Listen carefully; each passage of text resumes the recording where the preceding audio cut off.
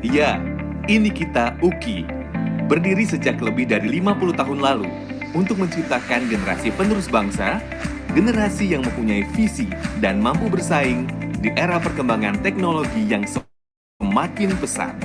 Menghasilkan generasi tersebut, kami membagi bidang pendidikan menjadi beberapa jurusan.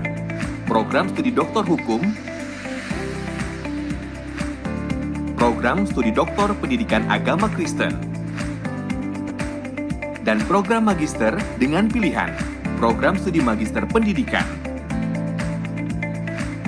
program studi magister hukum, program studi magister pendidikan agama Kristen, program studi magister manajemen, program studi magister teknik elektro, program studi magister arsitektur,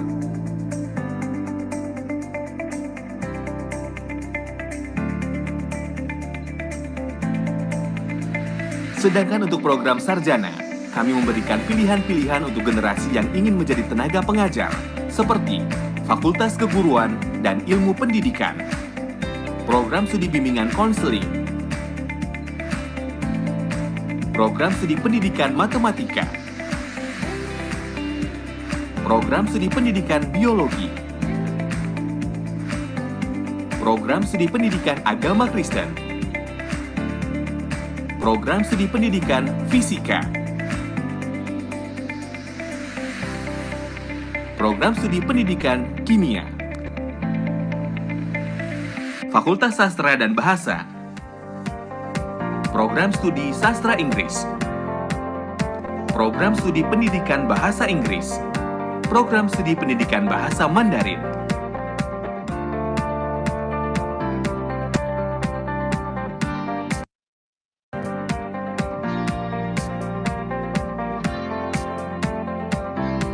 Fakultas Ekonomi dan Bisnis, program studi manajemen, program studi akuntansi. Dengan Fakultas Hukum, mengembangkan generasi yang akan menuntun Indonesia dalam keadilan dengan jurusan program studi hukum. Kesehatan masyarakat Indonesia adalah hal yang utama. Kami dengan jurusan Fakultas Kedokteran selalu mengembangkan ilmu kedokteran melalui program studi pendidikan kedokteran. Fakultas Teknik, program studi teknik mesin,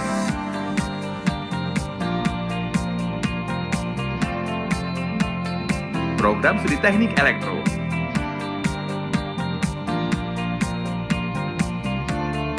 program studi teknik sipil, program studi arsitektur,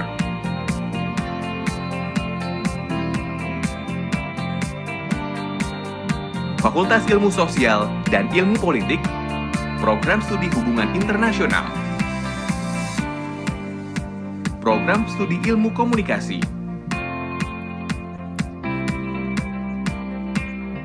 program studi ilmu politik,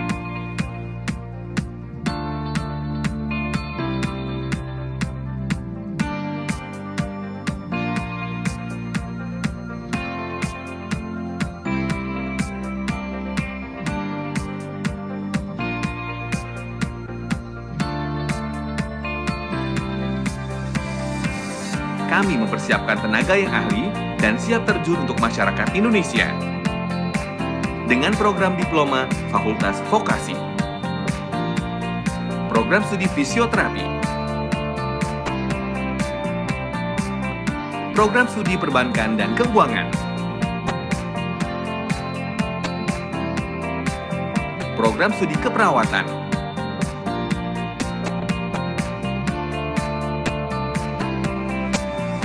program studi manajemen pajak,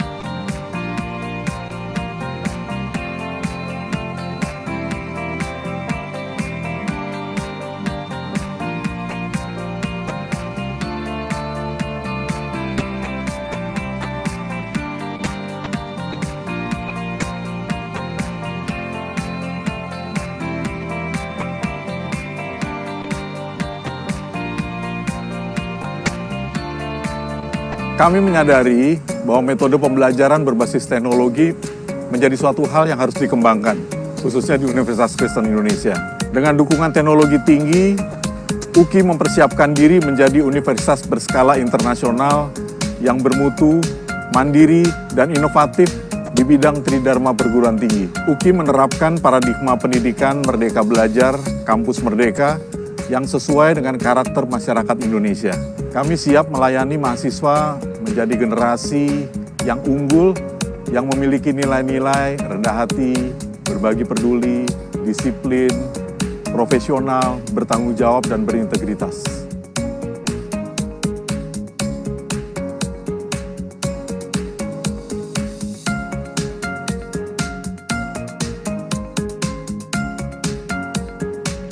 Kami selalu ada untuk kemajuan generasi bangsa Indonesia dengan menerapkan pendidikan berstandar internasional di era digital.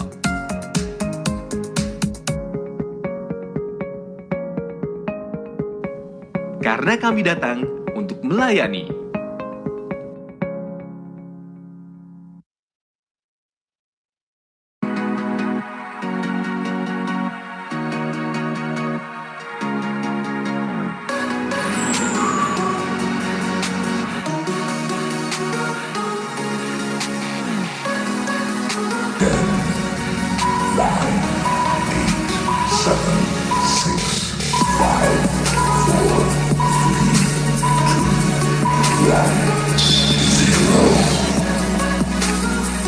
Dengan mengucapkan puji syukur kehadirat Tuhan yang Maha Kuasa, dengan ini saya meresmikan Fakultas Sastra menjadi Fakultas Sastra dan Bahasa Universitas Kristen Indonesia. Kiranya Tuhan memberkati kita semua. Viva UGI! UGI hebat!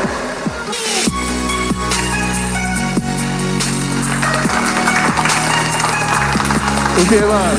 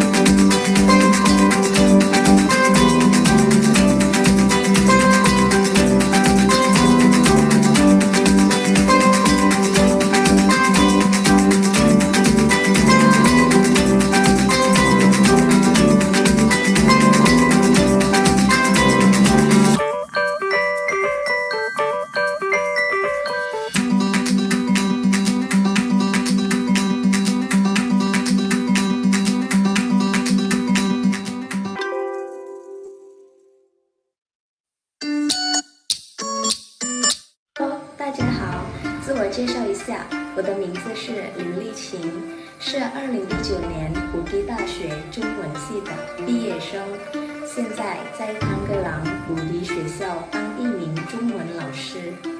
在这里呢，我想推荐大家到我们的武帝大学上学。为什么呢？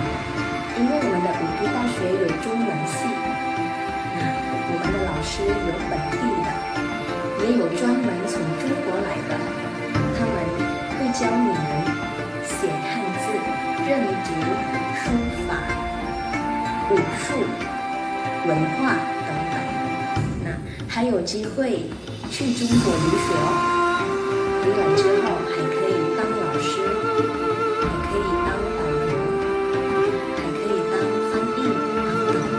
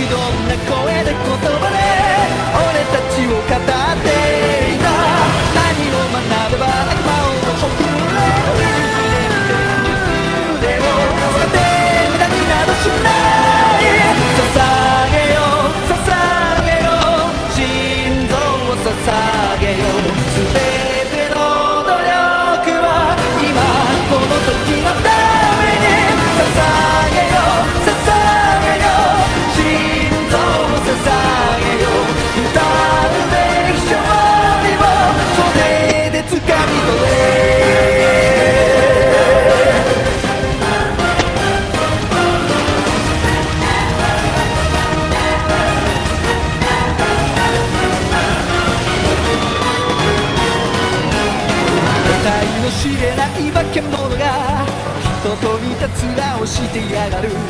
この世から一匹残らず奴らを駆逐してやる。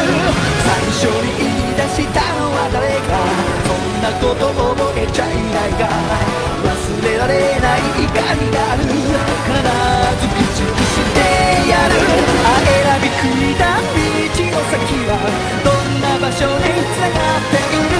ただ捧げられた命を糧に咲くこの日がのち、約束の地は楽園の果て。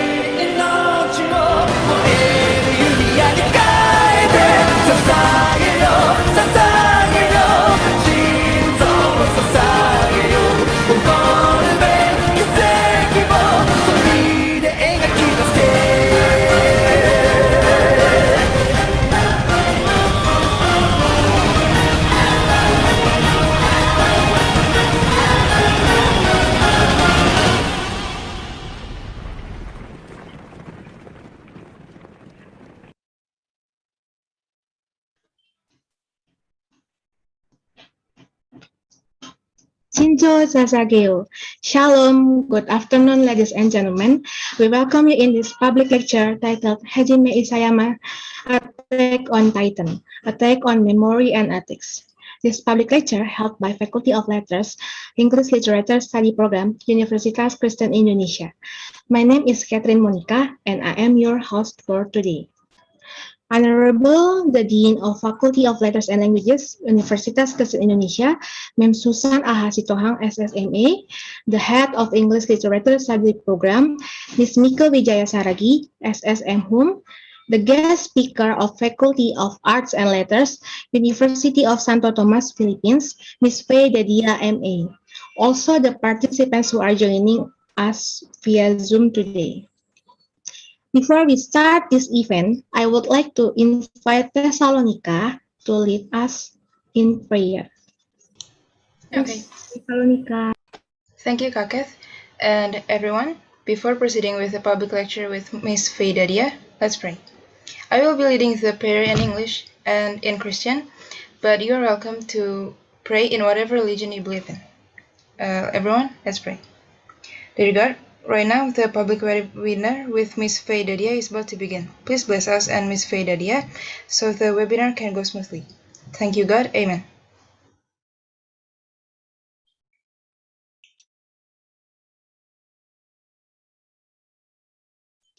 Kaketh, you're still muted. Thank you very much, Thessalonica, for leading us in prayer. For today, we held the public lecture with the theme Hajime Isayama's Attack on Titan, Attack on Memory and Ethics. We would like to remind all the participants to fill in the attendance list and use our virtual background. Our committee, PAMEX, will send them into the chat box. Excellencies, participants, and ladies and gentlemen, we are now going to listen to the opening remarks delivered by the Dean of Faculty of Letters and Languages, Universitas Kristen Indonesia, Mem Susan Ahasitohang, SSMA. Ladies and gentlemen, please welcome Mem Susan. Hello. Good afternoon. Welcome to Fakultas Sastra dan Bahasa Universitas Kristen Indonesia. So we have a very interesting talk for today. This is about anime, right? Or Yes. okay. So before K-pop, there was J-pop. Okay. So when I listened to the music played before, so it reminded me that I was also influenced by the Japanese animated series ya. Itu di tahun 80-an we had cartoon ya on TV or on video, something about Fakultas 5 something yeah. Fakultas 5. Yes, did you also see that? Okay. Yes. And Fakultas 5. then there was also Candy. And then what is that? Irfan, are you familiar with Larkang Ciel, the music? So before K-pop, so before the Korean wave, Indonesia was influenced by the Japanese pop culture. Okay, so now, so Passcode is going to rekindle that. Yeah, I know a lot of young generation now still go to or are still influenced by Japanese popular culture. And we also have Doraemon, right? Now, another thing that we need to consider is that literature is not only about prose, poetry, and drama, right? Right, Faye? So we also have new forms or new texts that we can consider or we can read as literature, including anime, something like that. But then I am of the older generation, so it is still hard for me to consider anime as literature and to analyze that. But then maybe your talk today, Miss Faye, will open my mind about it. Thank you. So without further ado, let's welcome Miss Faye. Let's open this public lecture. And I hope this is not the last opportunity or the last event, right, Faye? And then we can talk about other things as well. So I do hope the students will participate actively. Yeah, there will be questions and answer session. There will be games also, discussion. So please participate and don't forget to open your camera so that Faye will get to know you. Yeah, jangan don't hide behind the camera. I am sure Faye is very interested in knowing Indonesian students. Okay, so Faye, hope you had a great time. And okay, that's it. Let's open the public lecture. Thank you. Thank you so much, Ma'am Susan. Thank you. I may just share my screen. Not yet. Let's Catherine. I'm sorry. I'm sorry. Very excited, huh? Sorry. Okay. Yes. Thank you, Kat. That's okay, Miss. Thank you, Ma'am Susan. We would like to do the photo session first. For all the participants, please open the camera and Pamex will take the photos. Faye, we have Francis here in the audience. Francis. Oh, Sir Francis. Malana, yes, Francis. welcome. Okay. And use our virtual background, please. Okay. Pamex, please help me to take a picture. Okay. Okay. I will count in 3, 2, 1. Cheers. Okay. The next slide. 3, 2, 1. Cheers. The next slide. 3, 2, 1. Cheers. Okay, the last slide. 3, 2, 1. Cheers. Have done, Pamex? Okay, sip. Okay, thank you, Pamex.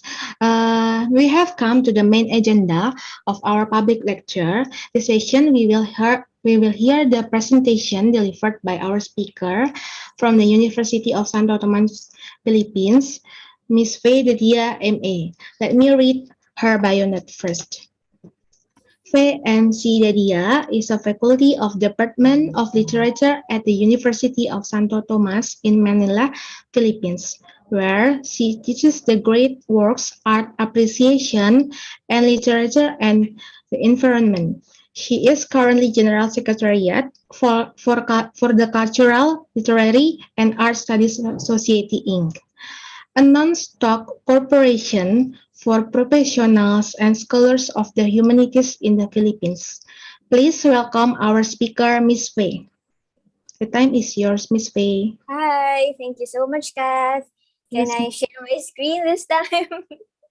Yes. Thank you so much. I'll just begin sharing my screen before I start speaking. Can you see the screen now? Yes, Miss.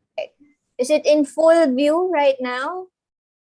Yes, full. All right. Thank you so much, Ma'am Kath, Ma'am Susan, Ma'am Mike, and of course, Ma'am Bene, and of course, the entire organizing community, entire organizing committee of this event. I really appreciate the invitation. I've been with Uki. I've been to Uki once, I think in 2019, and I was expecting to visit in 2020 until we found ourselves in this pandemic situation.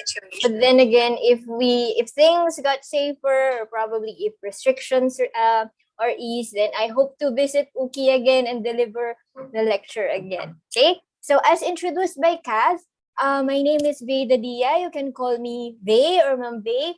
I am a teacher at the Faculty of Arts and Letters, Department of Literature of UST in Manila, Philippines. My talk today would be Hajime Isayama's Attack on Titan, Attack on Memory and Ethics. So if in case you're wondering, or some of the participants here are wondering why we have that Hajime Isayama at the start of, or at the top of the title of the anime, it's the name of the creator of both the anime and the manga, or actually the manga version, and then when it was interpreted or when it was adapted on screen as is streamed on Netflix right now, Isayama, the creator of this anime, is still involved with the Netflix version or the anime version of this narrative. Okay, so before I begin, I would just like to see the hands of those who are aware or have read the manga version or have seen the anime version of Attack on Titan or AOT. Can you just use the raise hand button so that I will have the number of people who are aware or have been watching or have watched the series? I have 7 as of now. 7, 9, 10. All right. So I'm expecting that most of my audiences or most of the participants right now have seen the anime or just curious about the title. So I agree with Ma'am Susan that we also include popular texts or popular literatures in our literary syllabus. We include them in teaching literature, especially when our students get younger and younger. So we have to tap the things, or we have to be aware of what they're consuming or reading or watching right now, so that we can make the exchange more interesting. Sir Francis, have you seen AOT yet, or have you watched the series, or do you read the manga? Sir Francis Soliano, thank you for being here. I've heard of it. Hello. Hi, Yes, sir. I've heard of it, but hello. I'm more familiar, like Susan. I'm more familiar with the 90s manga. Voltes 5. But I look Yeah. forward. Yeah. The I look older forward people. to. Yeah, I'm looking forward to watching the newer ones. The Yes, newer me ones. too. All right. Mhm. Don't worry, Ma'am Susan. You were telling us earlier that you seem to be of the older generation. Yeah. There are still a lot of things in the anime that you're watching. Downton Abbey, we also teach that in class. So don't worry, you're not totally outdated in terms of the popular culture. So I think popular literature. So I think I have out of the 83 that I have here, I may have had or may have seen at least 16 hands who Mostly on the video. I'm sorry. Mostly I cannot see anyone. Okay. I'm sorry. All right. So I'm just checking. I'm just verifying how many of the participants here have seen the video. Okay. So it's okay. So far I have more than Faye, you're the host. Can you make Max or Catherine co-host so that they can control the flow of the all right. Okay. You can also make me co-host. Right. Pamax is already a yes. co-host. Yes, okay, Pamax. I just did make you the co-host, Ma'am Susan. Yes, thank you. All right. Okay. So, all right. So, just closing certain windows. Okay. So, Attack on Titan. And if you have questions or if you have anything to share, your insights, your own take of certain characters or certain elements about this anime, I encourage you to write them on the comment section. On the chat box, and then we will address them after the discussion. If you're worried that you might forget the question while I'm speaking, don't worry, just type it on the chat box. You can type it directly to me or make it visible to everyone so that we can address everything at the end of the session. Okay, so I'll just read certain comments. Starting to watch My Hero Academia. Yes, I also like that. And some have watched season 1. Okay. So some of you also might be worried that because you have not seen AOT, Attack on Titan, or some of you have just started watching, you are still on season 1, that you might not be able to understand certain things that I will discuss here. Don't worry, because I will try to be as clear as I will try to provide some background information or a few more details if ever I think that part of the anime is very specific only to those who have seen the anime. Okay? So again, if you have questions, you can just type them on the comment section. So I have just included in this presentation the lecture outline and expectations, because since many of us or some of us have already watched the series or the anime, or may have finished the manga. Remember that the story is already finished in the manga version. In the anime, we're still waiting for the part 2 of season 4. Is that right?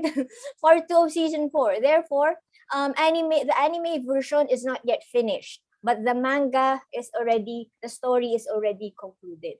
So for the expectations for this lecture, I would just like to remind everyone or to mention it to everyone that we will take on the anime version. So the one that you watch or the one that's streamed on Netflix, that's the basis that I'm using for this lecture, and not the manga version. I don't have the access to the manga yet. It's very expensive, but from what I've heard from my students, there are certain different elements that are not in that are in the comics version or the manga version, which is not in the anime version. So that's why I'm setting the expectations or the outline here, so that you will, if ever you are confused because you have seen or read both versions, then we'll just focus on the anime version. So AOT, Attack on Titan, calls itself a modern epic.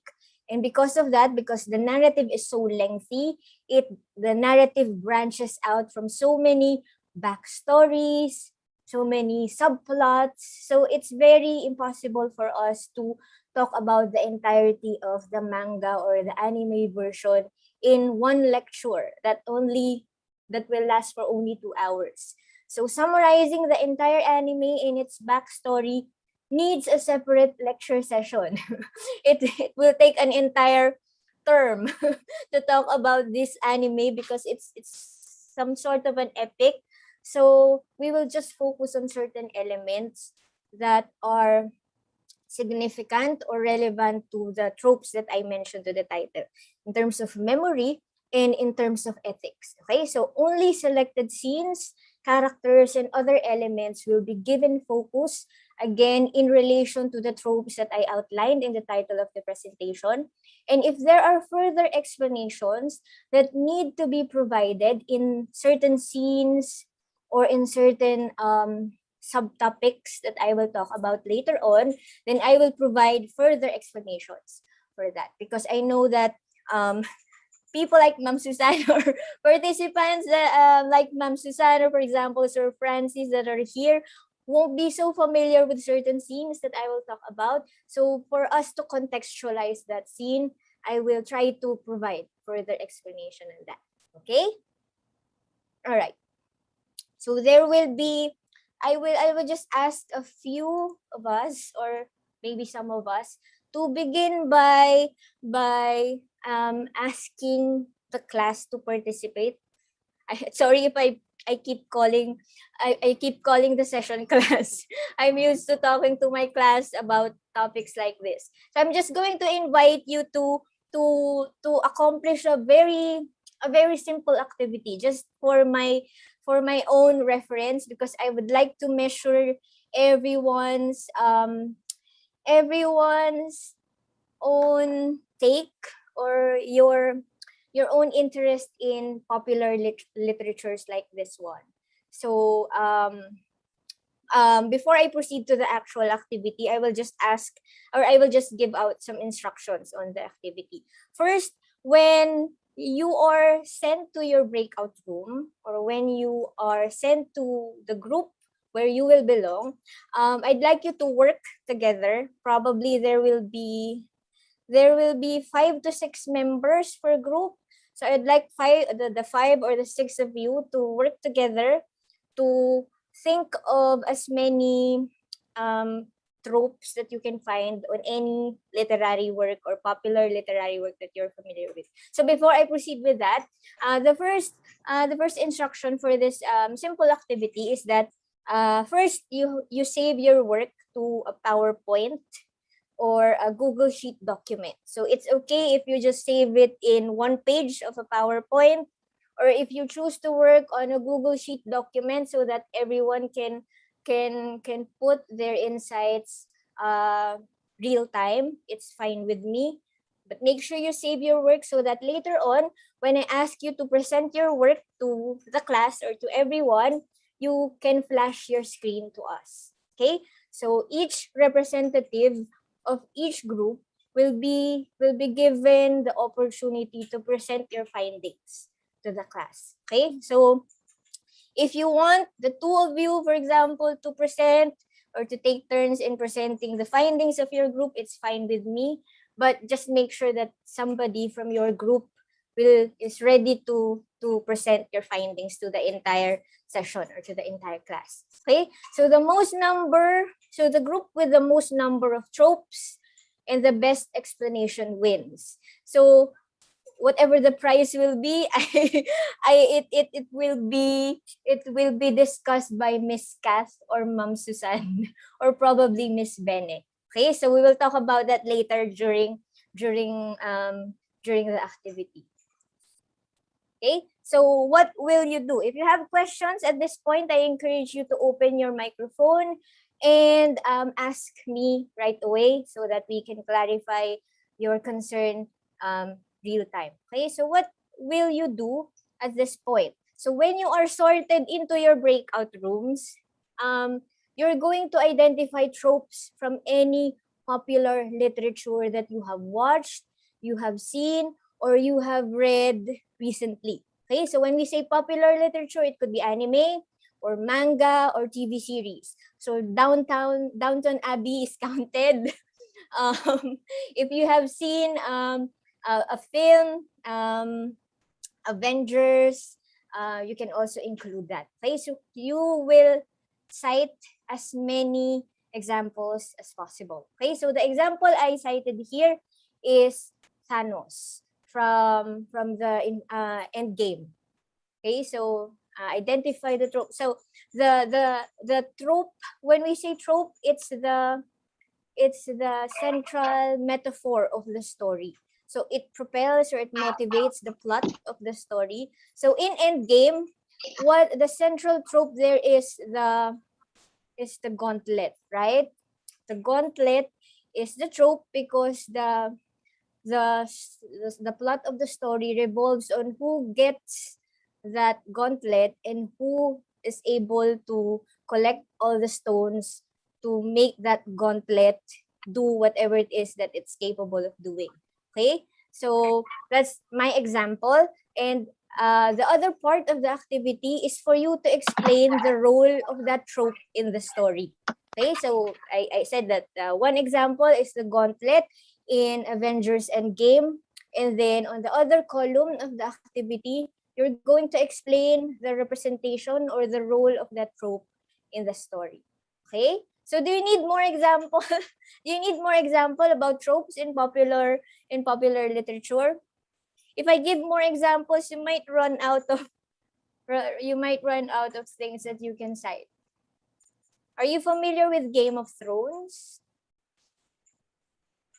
Familiar. All right. Okay. So I'm not going to give the trope in the Game of Thrones. It's for you to find out what could be the trope, the central trope in the Game of Thrones. Okay. So if you don't have questions right now, all right. I'm sorry if my connection is spotty, but if you have questions right now before we send you to your breakout rooms, you may ask them now. Is anything clear, or is everything clear? All right. Is my connection or is my voice still breaking up? No. All right. Okay. So can I send everyone to their breakout rooms now? Yes. If you are part of the committee and you find yourself in the breakout room, please leave the breakout room and return to the plenary session. Right? Okay. All right. Okay. So I'll start dividing everyone now according to their breakout rooms. This will be a random selection of groups. I have... You muted me? Again, if you have questions, you may ask them now so that I can address them before I send you to the breakout rooms.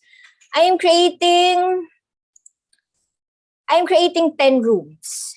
And there will be 6 to 7 participants per room. Wait.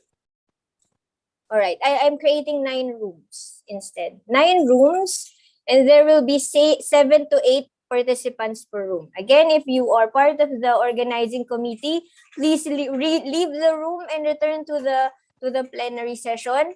The 9 rooms will have 7 to 8 participants. 7 or 8 participants, and then you will work together, and your task is to identify as many tropes as you can of any popular literary work that you have read, you have watched, or you have consumed recently. Okay, as many tropes as you can from anything that you have watched recently, and then explain. It's okay if you briefly explain the role of that trope in the story. Okay, because that with this activity is some sort of an introduction to what we will do for this lecture. Okay, any question before I open the rooms? Can I ask something, Miss? All right. Is only one literature? You one no, as many literary works as possible. I think all right. Okay. So, for example, you are thinking of 5 films, and each film has 5 tropes. Then you may cite as many as you can. If you can think of 10 tropes in 10 films, it's also fine with me.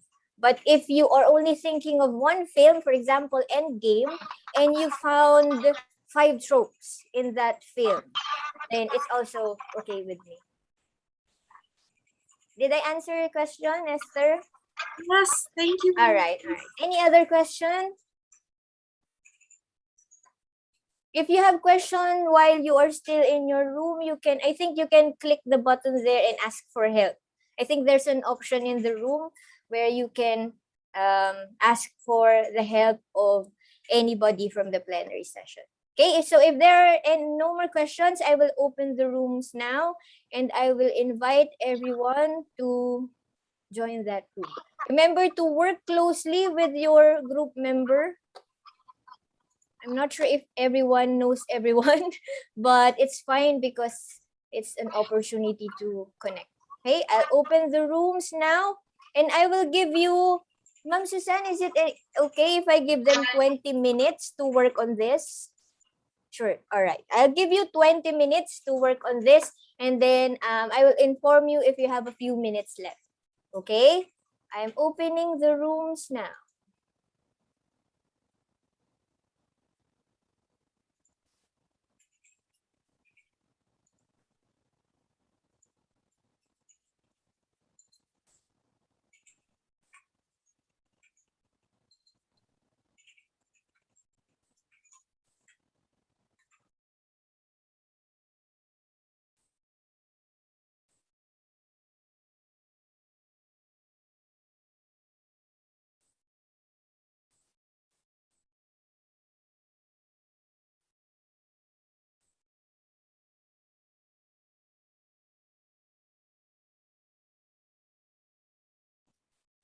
Ma'am Susan, I think I have a few people on the plenary, so I'm assuming that they're part of the.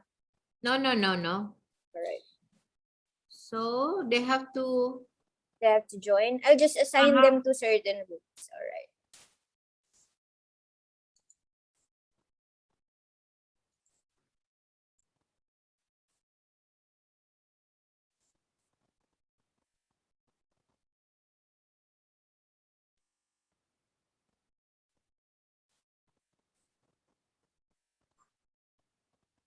And then I can broadcast my message to the rooms.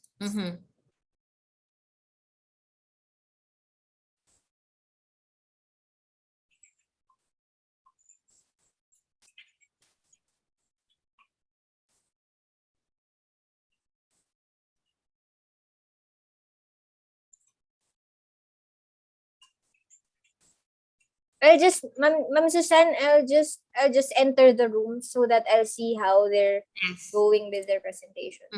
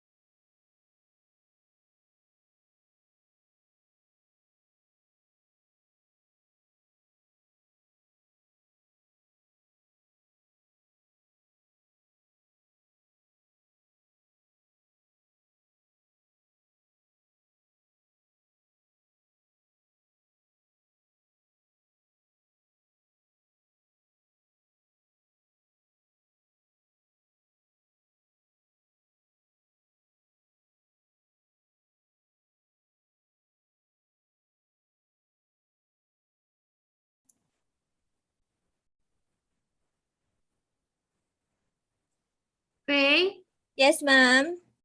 I have a meeting at 2 o'clock, so I All will right. go and then I will come back after my meeting, All okay? right.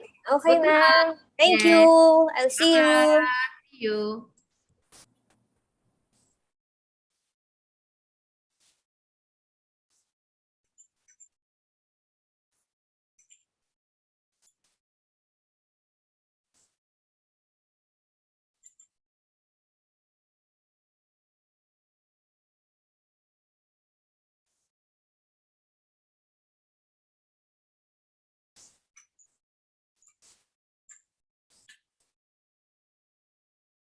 So Faye, how many groups that you have already created? Let me just sorry. Benny, I'll just address this question.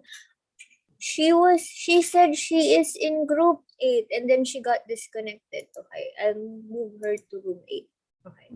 I have 9 rooms.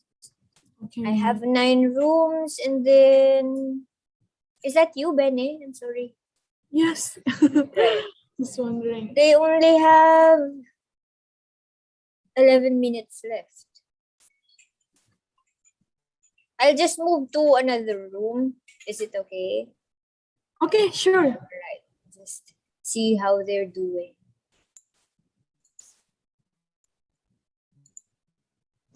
Miss Faye, how about me? I'm still, okay. Kenapa, Kat? Kita nunggu sini aja, Kak. Iya. Kakak sinyalnya ini. Kamu nggak perlu. Kakak sinyalnya. Kalau kamu nggak bisa pindah.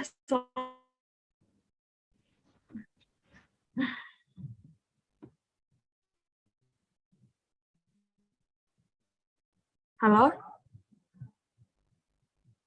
Aman nggak? Kita di sini aja, Kat. Jadi Iya, nggak iya. usah masuk ya. Tapi YouTube-nya. Aduh, it's okay. Jadi kita mungkin diam dulu aja kali ya. Some have fewer members, but I think it's fine. We'll just see the last one standing.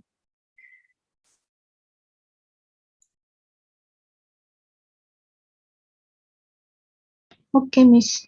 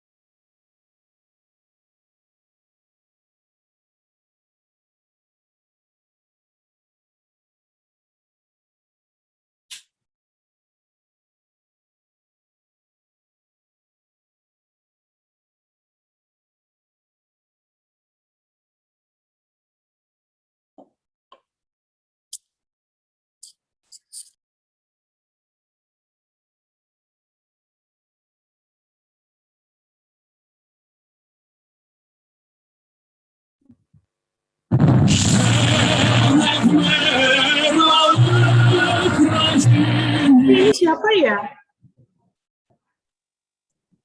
Siapa itu ya? Itu siapa ya? iPhone.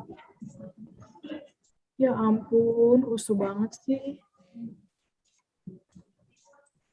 Pak Max, is it possible? Ini kita masih live di YouTube soalnya. Bisa nggak dimatiin dulu ya? Agak susah sih, Bu. Takutnya nanti.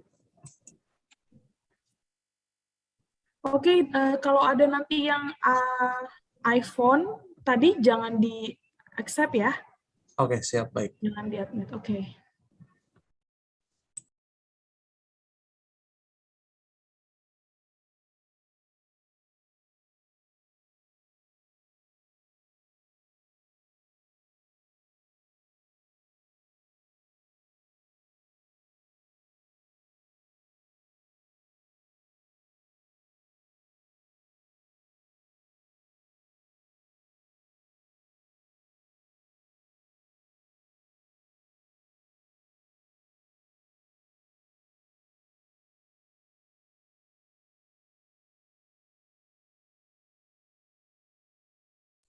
Sorry, Benny, were you talking to me or were you addressing me?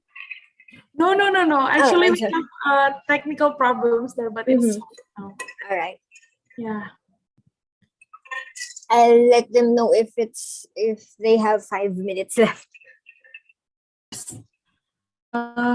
Pak Max, Catherine.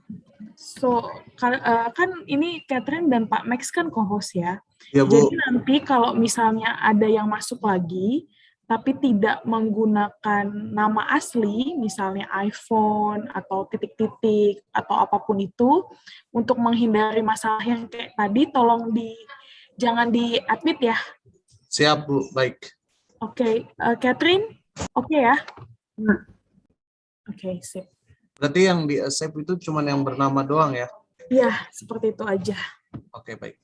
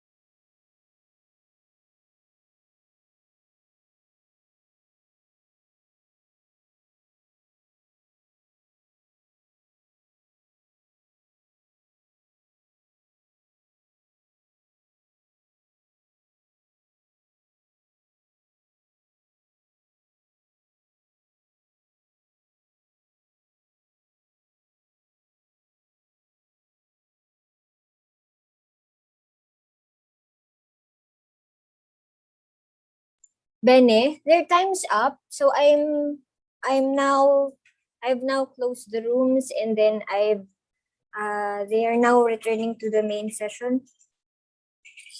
Okay. I have the names of the group, so I'll just call them based on random. Yeah, so they have to prepare one representative, right? Yes, I informed them through the broadcasting of Okay. for the groups. All right. Let me just check if everyone's here already.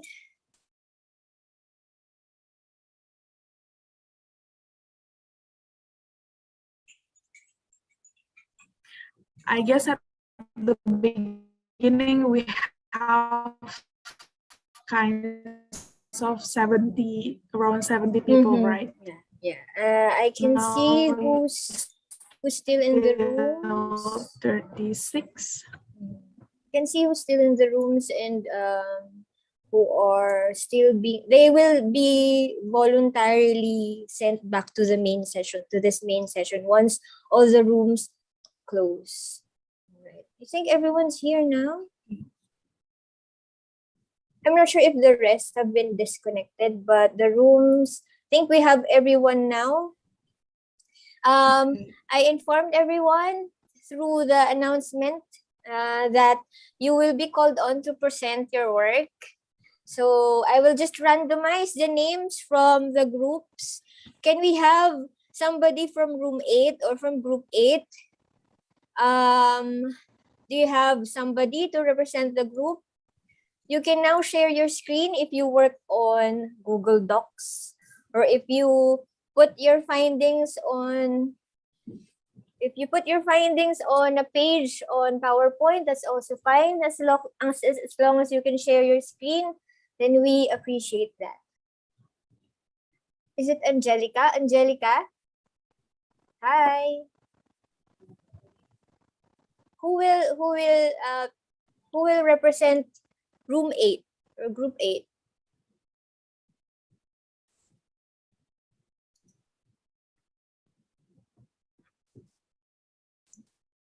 Can you mention the names? The names are Cerisha, Leviani, Marcelino, Matthew, and Ruben Jordan. Anyone from that group? Hi. Yes. Can we see your screen? Yes. In a second. All right. So it's Marcelino. Can you allow me to share my screen? Because it says I am disabled. You're disabled? All right. Oh, all right. Okay. Now you can share your screen now. Okay.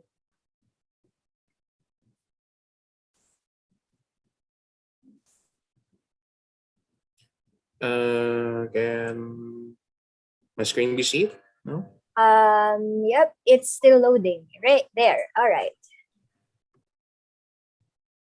So you shows Aaron, okay? Oh, yes. All right. Let's hear what you can say. Are you the one who will represent the group, or everyone will take turns? All right. Indeed, I do. All right. Okay. Yes. So the shows that we found are Attack on Titan and Game of Thrones. GOT. So Yes. Ramsay Bolton. Yes. Yes. The tropes that we find in the two characters are, the first one is Aaron. The first trope that he have is his Titan form, or when he turned into a Titan or a monster. He's the attack Titan of his race. Yes. So his Titan is a symbol of freedom, because he always changed when he want to rebel people that try to oppress him. Also motivated by the wings of freedom as well. So that's why he joins his groups in the show. The next character is from MC Bolton. Which house is Ramsay from again? I forgot which house is this. Well, it's in the Bolton. name. Bolton. Bolton house. All right. Yes. His house logo of a flaying man. So his house have a logo of a man who is got skin alive. It symbolizes how sadistic the behavior of their family and their people who follow that house. That is the tropes that we found in the shows. So the first slide is the introductory slide, right? And the discussion is on the second. All right. So you have two examples: Aaron himself from AOT and Ramsey Bolton from Game of Thrones. Okay. Thank you. Your nickname is Marcelino, right? Yes. All right. Okay. Thank you so much. Can I call on somebody from room 9? Room 9 is composed of Amelia, Kaya, Freddy, Nadia, and I'm not sure if Tamara joined, but Tamara is supposedly with the group.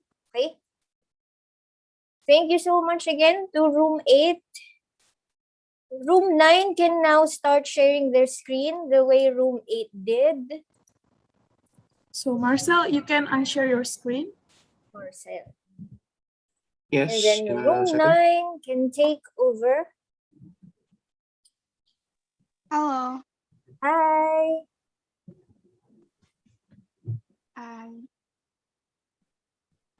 Will you be sharing your screen? Okay. All right.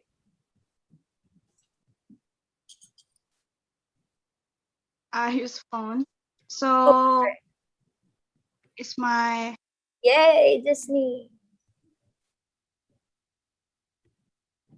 You guys can see my screen? Yes. Okay, so our group chose Disney movies, like princess movies, because usually in Disney's movies, the main character, the lead character, is the girl who, a humble girl or like country girl. So it's really, it has character when you watch Disney movies. So yeah, our group chose Disney movies because it's really easy to acknowledge that this was from Disney movie. And Disney is always known for the type of a template story that it follows somebody who has a tragic downfall and meets somebody who helps him redeem himself. So Disney, all kinds of Disney stories are filled with that. So I understand that when you say Disney, it's always filled with that kind of format, right? Are we talking to Amelia? Amelia, is this Amelia? All right. So it's Disney. Which among the Disney characters for the group has that very pronounced or very dominant trope? Like for Cinderella, what's the trope in Cinderella? Yes, Cinderella is our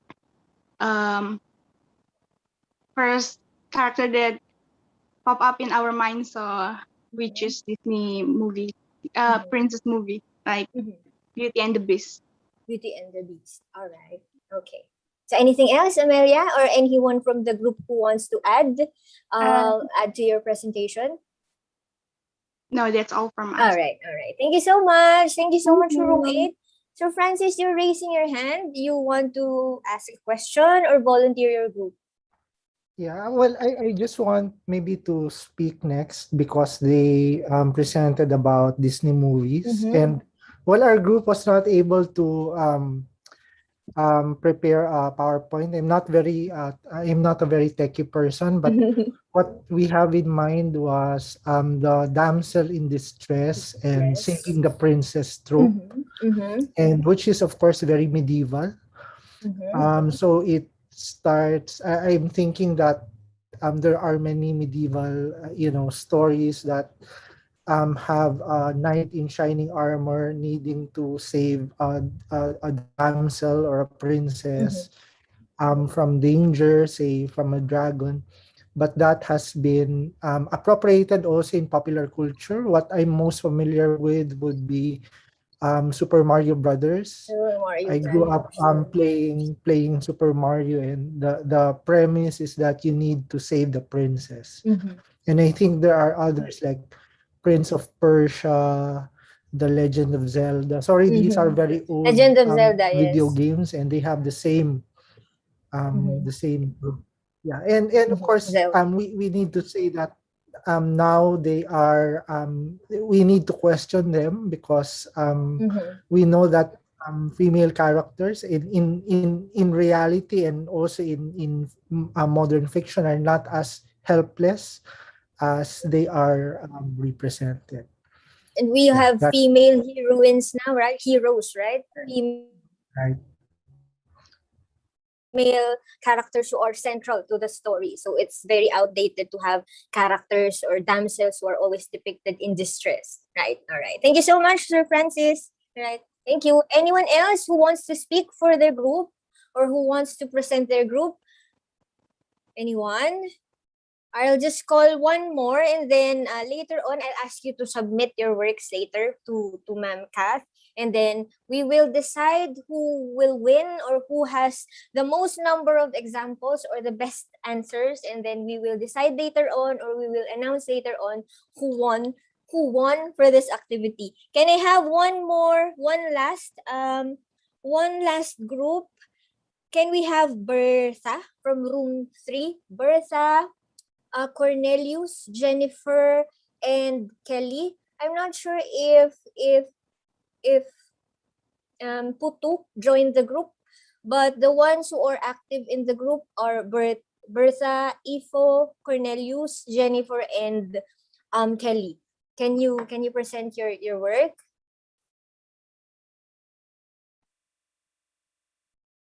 I'm not sure if they're still here. Hello, everyone. Is it Kelly? Is Peniel Kelly? Kelly, Piniel, yes, Piniel Yeah. Kelly. Peniel, are you here? I'm looking at, yeah, she's here. I'm not sure if she's active. Can you mention other names? Bertha Sahu Silawane. Okay, Bertha. And Yes, ma'am. Ifo Cornelius. Okay, Bertha. I'm sorry. Yes. Sorry, Bene. Yeah. Sorry, I can.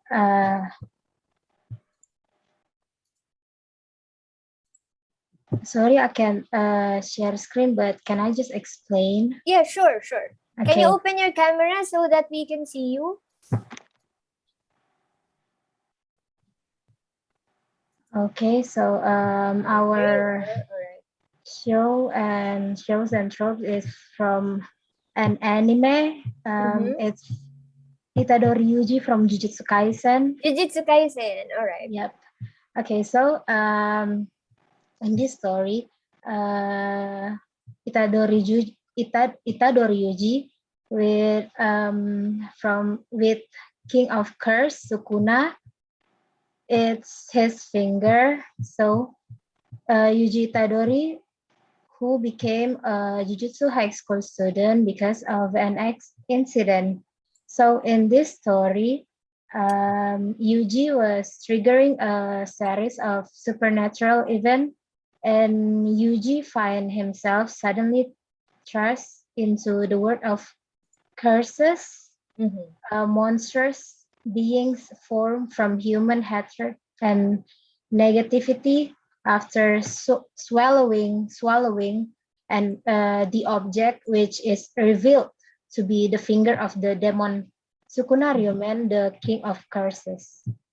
Have you finished watching the entire available series on Netflix? Yes, miss. Yes. Is that your favorite? Yeah. All right. I like that too, but I'm not yet finished with the entire series. Maybe after I finish it, I will think of the topic to discuss again. Thank you so much. This is Bertha, right? Thank you, Bertha. Yes. All right. So that we can proceed with the lecture, that will be Bertha and her group will be the last to share. If I can now resume with the lecture. Again, thank you so much for those who participated and for those who presented their work.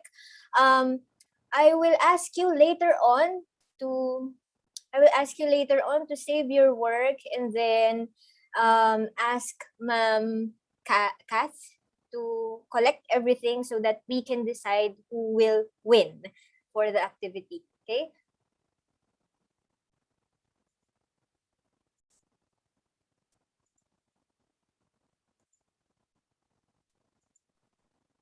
Kat, you're still muted. You want to say something?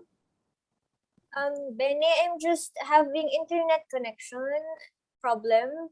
So I'm not sure if it's my internet, but my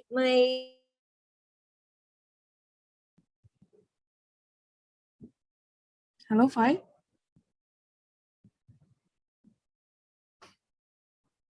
Miss Faye has trouble in her internet, Kak. Yeah, I guess so. So we're still waiting for Faye to reconnect again with us. For waiting Miss Faye, we can share the documents into the chat box or private chat. So we will decide the winner of this session. Thank you.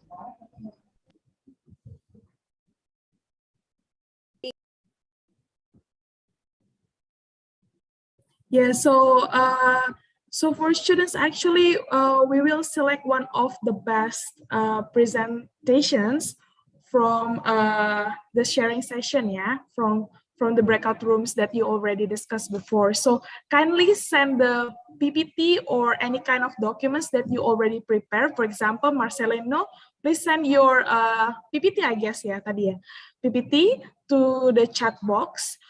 Or you can simply chat me or Kath from the chat box, like privately, or just chat on the WhatsApp. It's okay.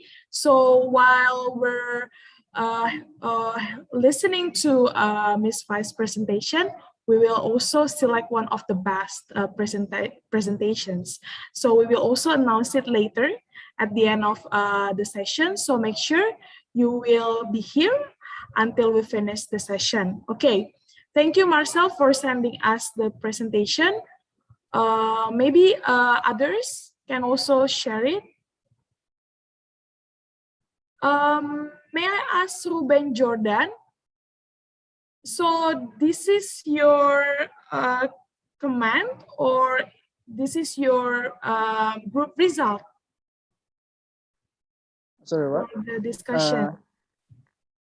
Hello? Yeah, hello? Sorry, can you repeat that? My connection is kind of... Okay, so you give something on the chat box. Is it your group result, or is it just your comment? Oh, my opinion first. Sorry?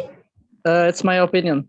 Oh, okay. The comment. So yeah, we're waiting for your group result. Yeah, is it on PPT format, documents format, or what? Ruben is with me. Oh, Ruben is with you. Oh, yeah. Okay, so sorry, because I'm very I confused. already organized it. So, okay, thank you so much. We're still waiting for others ya, teman-teman sekalian.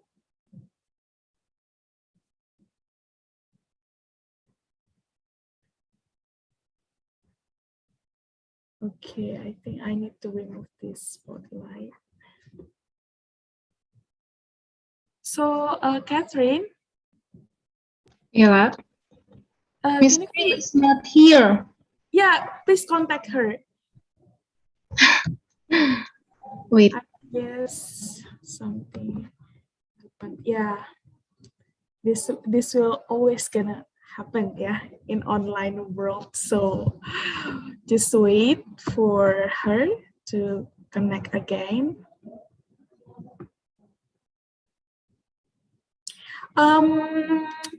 While waiting for her, can I have a chit chat with Yos?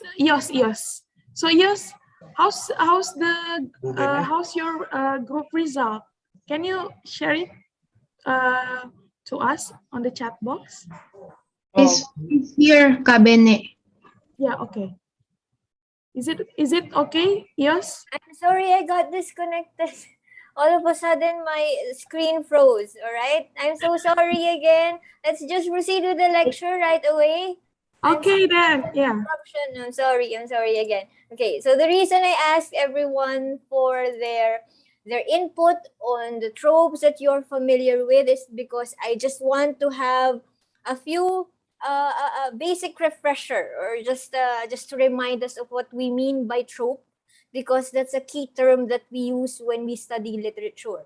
When we interpret a literary work, even if it's a traditional work, for example, prose poetry, or a traditional printed work, or if it's a popular literary text, for example, films, TV shows, we look at the tropes and how what they represent in the story, how they motivate the characters and the plot of the story. It's always the present. There's always the presence of the trope that we look at. Okay, so that's the key term that we will use for this lecture, and that's the key term that will help us understand the motivations of the characters and the background of the certain elements in the story in Attack on Titan.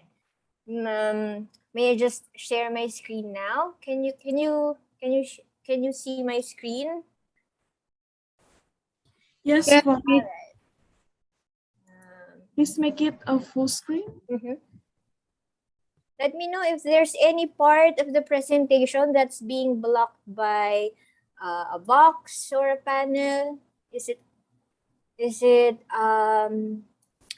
clear? Everything's visible. No part is covered.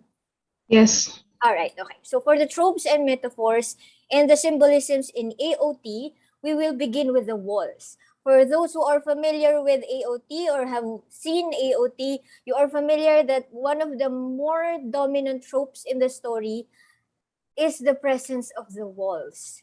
We say walls because there are, I think, 3 or 4 walls that are present in the civilization, in the world of the characters of AOT. So the walls, a territory named Paradise Island is enclosed in several layers of walls. So layers because the first layer protects the kingdom, the second layer protects a certain village, and then the last layer protects the entire civilization from the outside world. So there are layers or levels of wall. So these walls contain a nation collectively known as Eldia. Okay, so that's the first metaphor. The second metaphor are the characters themselves. But like I said during the introduction, we will not talk about all the characters in AOT because there are just a lot of them. We will only focus on the characters whose motivations fall under the tropes that I identified in the title, in terms of ethics and in terms of memory. Okay, so there are characters in AOT, which we will give focus on in this presentation. So some of you who are not familiar with the world of Attack on Titan will have no idea what we mean by titans. So when we say titans or shapeshifters, these are human beings in the story who have the capacity to transform into titans every time they bite themselves, for example, or they just have that capacity to transform, much like a Gundam, for example, or they can transform into monsters. So they have superpowers, something to that effect. Okay, so the characters that we will also give focus on for this lecture are the ones who are living in another territory or in another nation called Marley. So these people have been forced or brainwashed or have become willing warriors because their race or their nation have influenced them or have indoctrinated them with something that made them feel as if they have to be aggressive to defend their nation against perceived enemies. Okay? So the Titans, the Walls, and the Eldians, and how they make sense of the universe are central to the symbolisms or the tropes in this story. Okay? So again, if you have questions, I encourage you to type them on the chat box so that we can address them at the end of the presentation. Or probably some of you have insights on AOT while you were watching the series, or probably when you were reading the anime, you have certain questions about memory or about ethics in the story. I encourage you to ask these concerns or these questions so that we can exchange ideas or probably theories about the plot. Okay? So the central question that we will address for this lecture is, how does the loss of collective memory or the amnesia in the narrative influence the ethical or moral motivations of the selected characters in Attack on Titan? So I said there, selected characters, because not all characters in the story have the same motivations or have the same background as the rest. There are just some who are really burdened with ethical or moral motivations, so that their actions are dictated by how their environment or the people who are oppressing them are dictating how they behave and how they interact with other characters in the story. Okay, so the first aspect that we will address in the first half of this presentation or this lecture is the attack on memory. So what are the tropes or the metaphors or the symbolisms that we can spot or we can see from the anime or the entirety of the anime that tells us that these are the tropes that talk about the loss of memory, collective amnesia, or the loss of the characters or the entire nation's awareness of their history.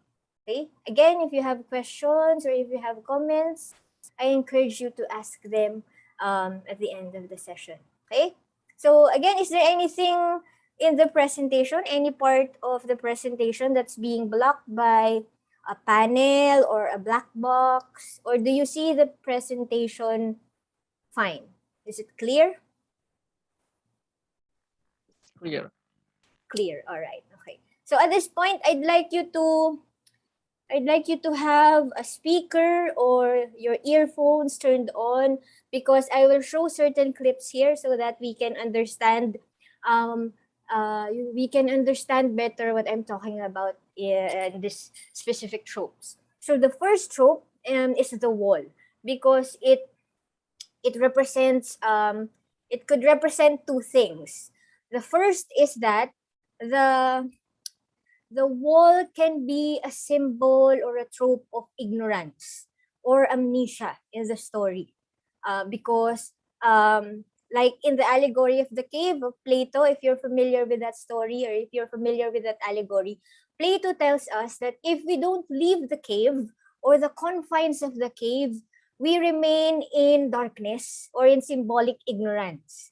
But if we choose to leave that cave and look out the outside world, then that's when we attain enlightenment. So we can apply the same concept with the presence of the walls in Attack on Titan, because the walls stand for the ignorance of the people. The Eldians who remain or choose to remain inside the walls are content with their ignorance, because they are not restless on finding out what lies beyond the walls. They are not curious as to what they can find outside the walls. So they are contented with ignorance, and later on we will find out they're also contented with their collective amnesia, that they did not find or they did not attempt to understand their nation or the history of their nation, because they were so contented in just living behind the walls. So that's the other trope or the other metaphor of the existence of the walls. Ignorance, your choice to be safe, or your choice to be confined in the safety of the walls. On the other side, or on the other hand, walls can stand for the desire for certain people to attain enlightenment or freedom. Because while in that civilization, in Eldia, there are people who choose to stay behind the walls. There are also people who want to see what's behind the walls. And that includes our main character, Eren Yeager. So he's not satisfied with what he can find within the confines of the walls. He's always curious about exploring the outside world, seeing the outside world, and he's always so curious about that sense of freedom because he and his friends are aware that they cannot forever sit comfortably in the confines of the wall and not find what's out there. Therefore, they're not comfortable with the idea that we are forever safe here because we will never know what will come next behind those walls. And the mere existence of these walls is a constant reminder for us that there's something out there that may pose danger anytime. So those are the two tropes of the wall. It could be your choice of safety or comfort zone. It could be your comfort in your own ignorance, whereas there are part of the civilization like Eren and his friends who are looking for freedom, desiring freedom. And of course, when you desire freedom, when you desire to know more, then that's, of course, that desire for enlightenment or attaining a higher form of knowledge or not satisfied with what you know now. Okay, so if you have questions at this point or if you would like to share your own insight about this, feel free to do so, and then I'll address it later. So I'll just show some clips for us to understand more what we mean by the symbolism of the wall in terms of its relevance to freedom and ignorance, or enlightenment and ignorance, and freedom and confinement from our own ignorance. Okay, just let me know if there's no audio.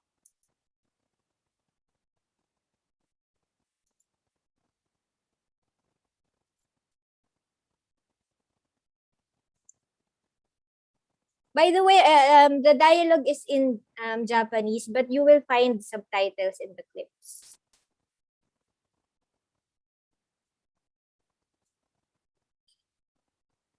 There is no audio, Miss There's Faye. no audio. I'm sorry. All right. I'll just change the setting. Okay. How about now? Okay, Miss Faye. 100年壁が壊されなかったからといって今日壊されない保証なんかどこにもないのに。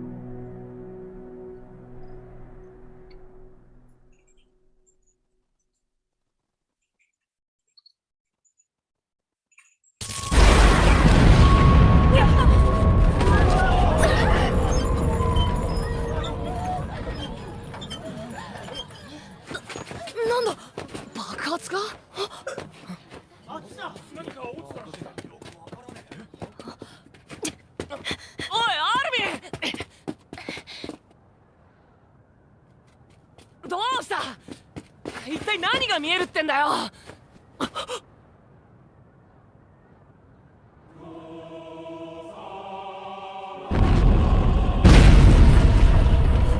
そんなあの壁は50メートルだぞ。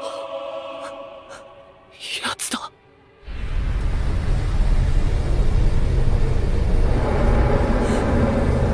巨人だ。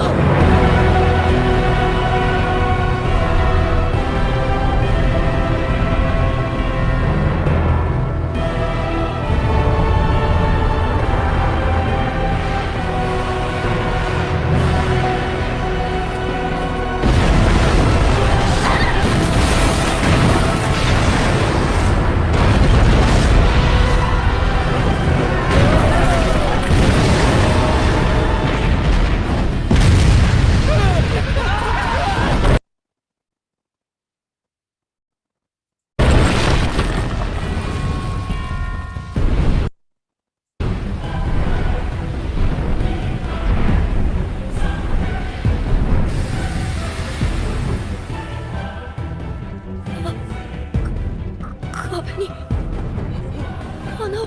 開けられた。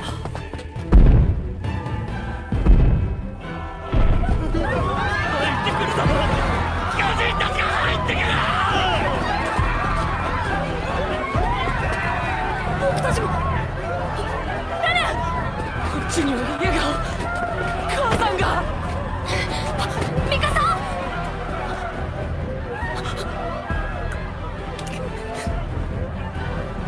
もうダメなんだ。この町はもう無数の巨人に占領される。 Alright. Okay. Let's move on to the next presentation. Sorry, to the next page. So as you have seen from that clip, of course, there's no background story provided for that because it's just a clip. But you can see from the dialogue, the three young characters there are Eren, our protagonist, the main protagonist, and the secondary protagonists such as Armin and Mikasa.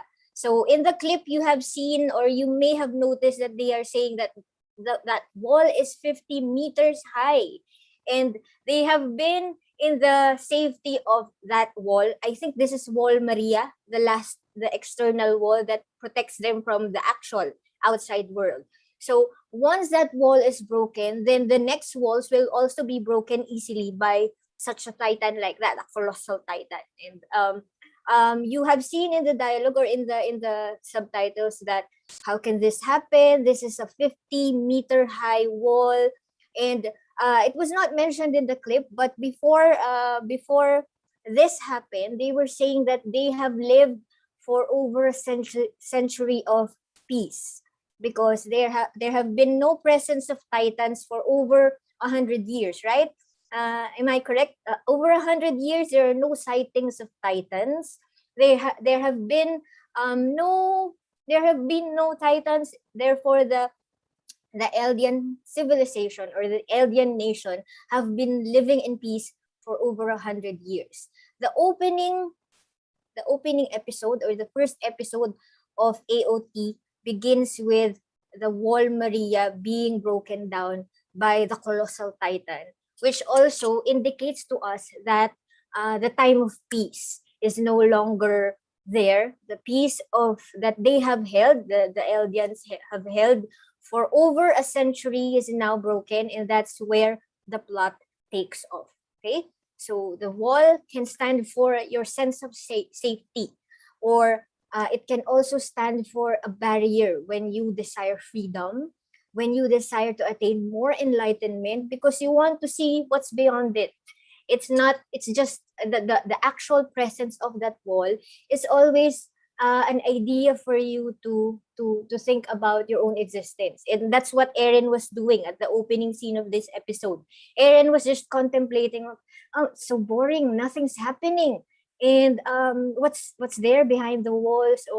And Mikasa responds to him by saying, you're always so curious about finding out what's behind those walls.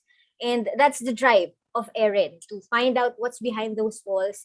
And that drive was heightened by the fact that the existence of the colossal titan appeared in this opening series and caused so much disruption in their village, and of course caused very personal tragedy to Eren. So that's the motivation of Eren, and that gave him more motivation to find what's behind those walls. So that's our first trope.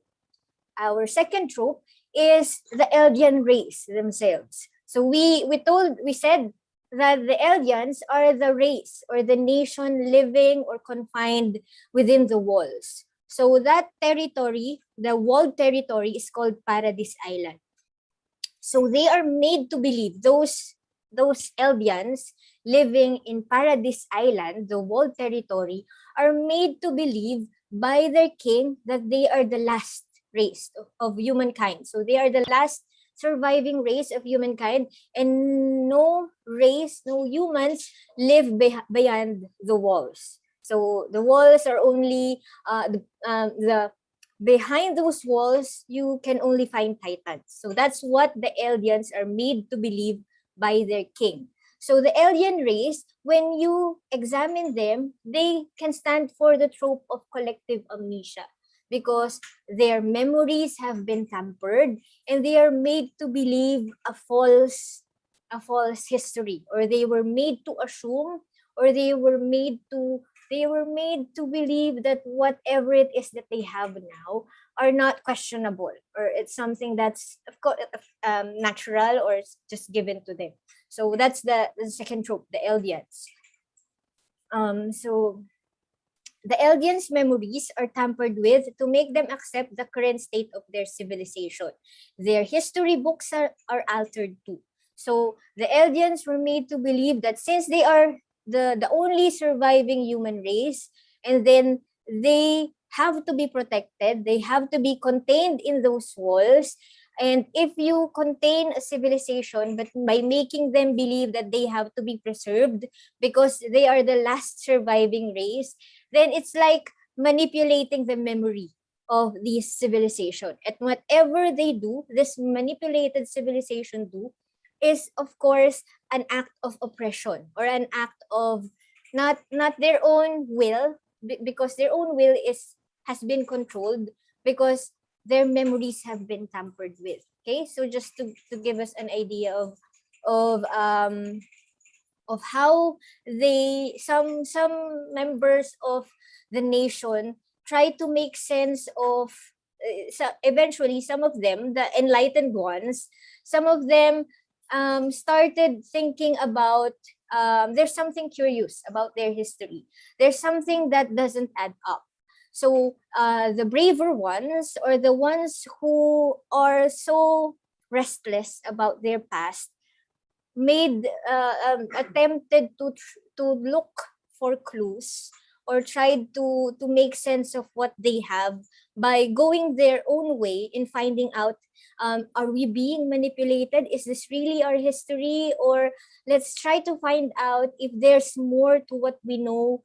And if there's more, then we have to fight for it. So this clip, let me just see if I skipped a slide.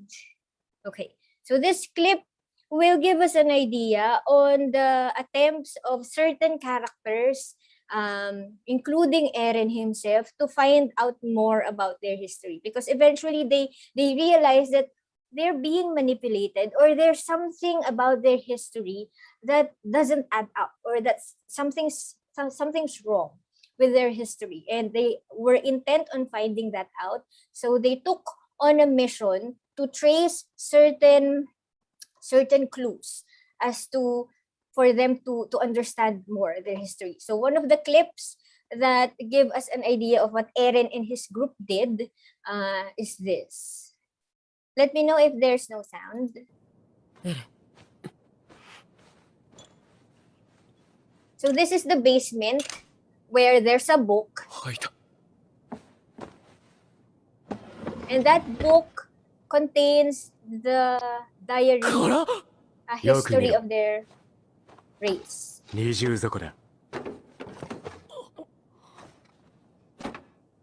And ironically, that book is owned by Eren's father. 防湿防虫剤用に加工されているのか。俺たちの探し物はこれらしい。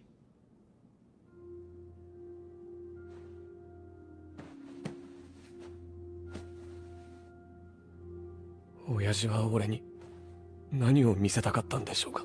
That's Eren, and that book is owned by his father.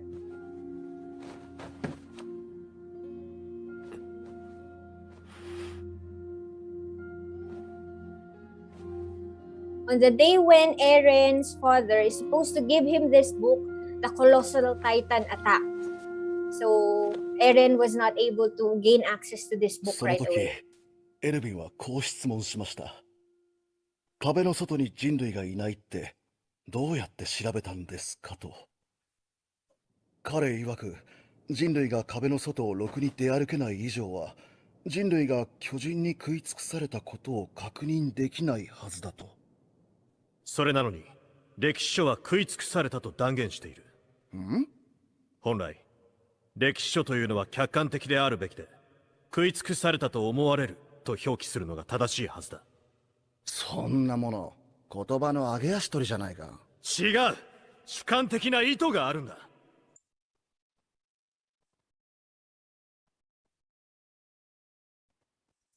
例えば、壁外に人類は存在しないと思い込ませたいとか。それはつまり、歴史書を発行する王政側の意図だ。考えすぎだよ。そういうのへりくつと言うんだ。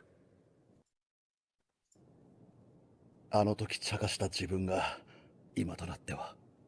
本人に直接詫びるほかあるまい。もう夜が明ける頃か。英雄の凱旋となるならもうじき。ただいま調査兵団が帰還いたしました。ウォールマリア奪還成功です。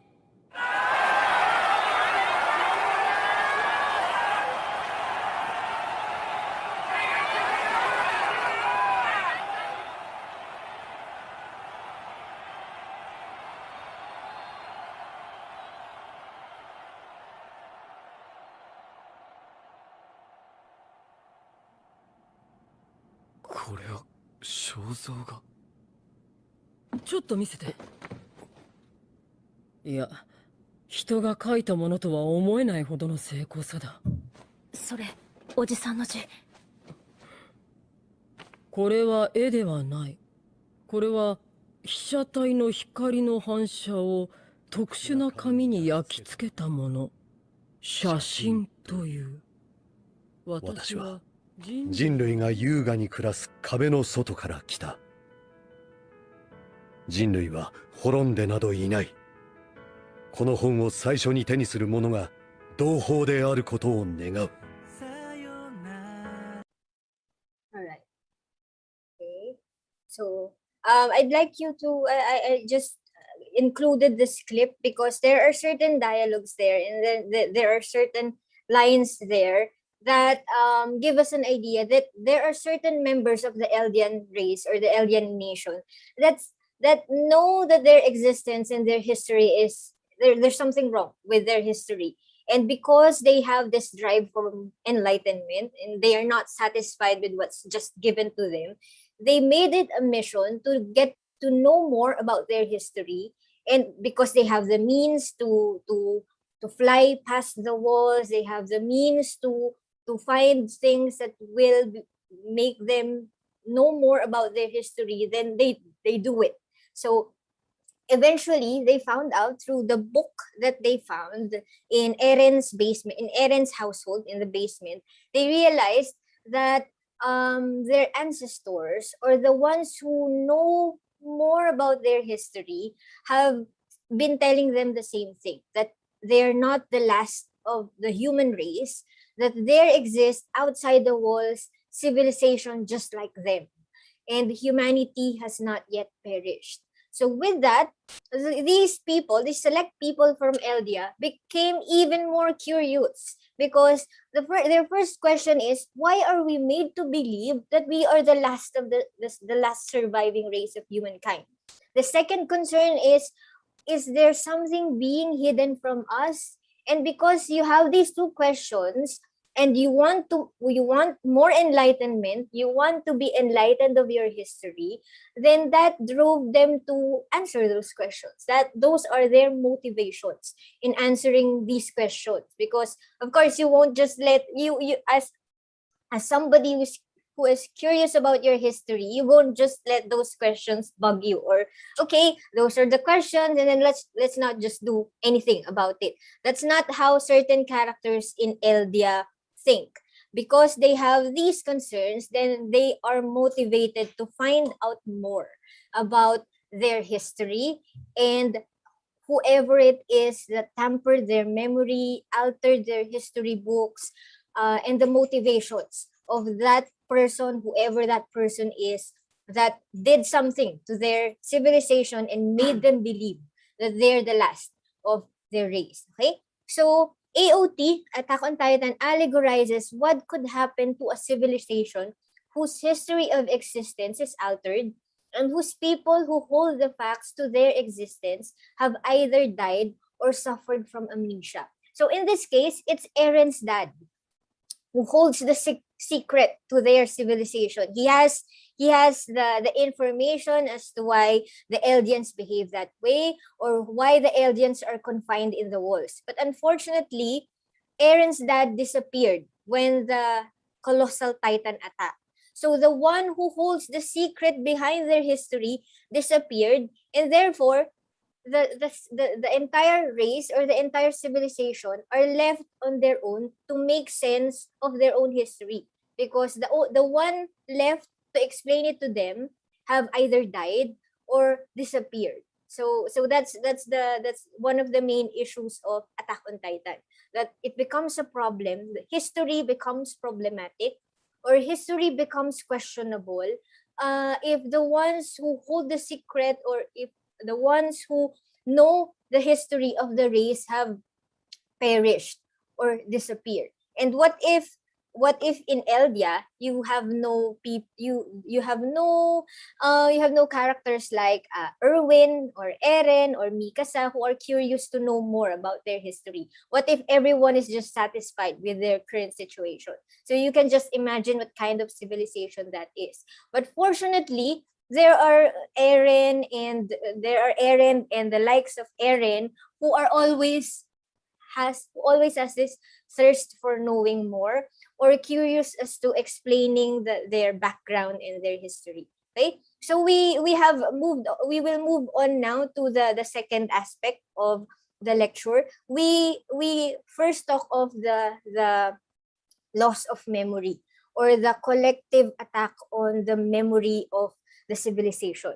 Because once we begin with that, then we will know why certain characters in the story are motivated by questionable actions, or why they experience certain moral or ethical dilemma. The main reason for that is because their memory has been tampered with. In the first place, if they know their history, they will not act that way, or they will not be easily manipulated by people who have malicious intent. But because they have no information about their historical roots, their historical background, then they are easily manipulated by the people who have an idea, or who has an access to their history or their memory. So we move on to the next aspect, the attack on ethics. Again, if your memory, or if you have no full knowledge of your history, then you can easily be manipulated, and therefore certain actions that you will commit can either be unethical, or your motivations will not be that much ethical, or your motivations or your actions will be the same with how certain characters in this next presentation, or in this next part of the slides, you will behave like them, because they don't have an idea of their history. Okay, so again, we will focus on the tropes, the metaphors, and the symbolisms about ethics, or the ethical motivations of the characters. So the third trope, or the first for the attack on ethics, are the survey corps. So these are the soldiers, or the ones with the flying equipment, or the ones who defend the Eldian race from the Titans. Because there are two kinds of Titans. The Titans that are called pure Titans, or the ones who are capable of thinking or making decisions just like regular humans do. And there are also abnormal Titans.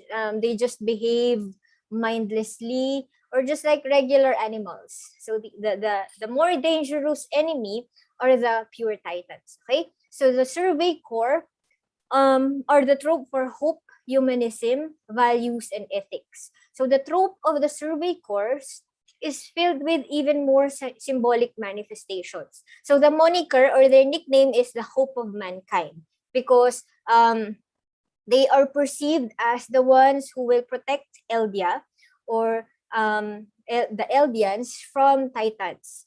If no one will protect the Eldians from the Titans, then the race will perish, because the Titans can easily consume them, or the Titans can easily wipe them out. So they're also called the hope of mankind. Their insignia is the feathered They're wearing capes, and the symbol has wings.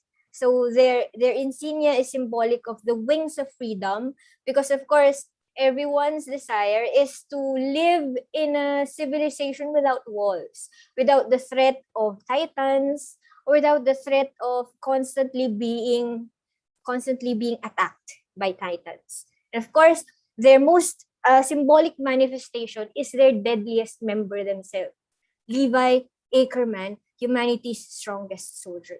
So for us to understand more how great or why Levi is the favorite character of most AOT fans, let's just watch this clip. 物陰に潜む巨人に警戒せよ。これより作戦を開始する。総員立体機動に移れ。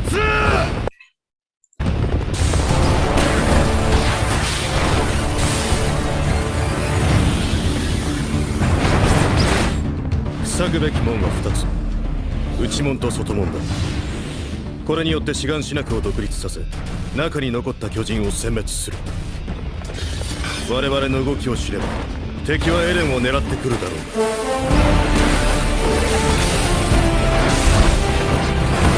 ここにいるのはフードで顔を隠した総員100名の兵士。誰がエレンか分かった時はすでに外門を塞いだ後だ。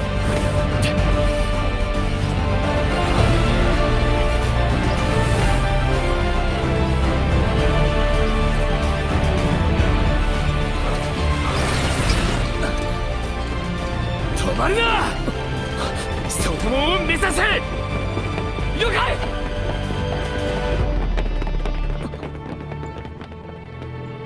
これは焚き火の跡。いる。近くにベルトルトとライナーが。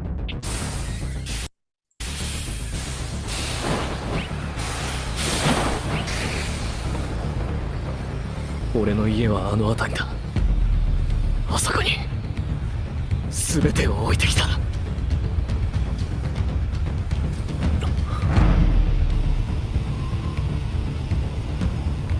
大丈夫だ。取り返してやる。やっぱりおかしいな。巨人が一匹もいないのは。だがやるしかねえ。作戦続行に支障なし。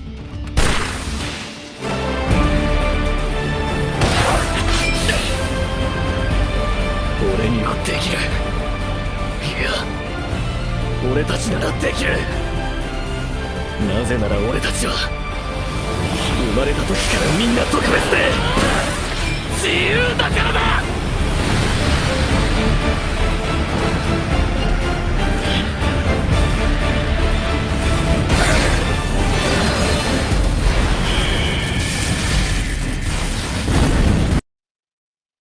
Okay.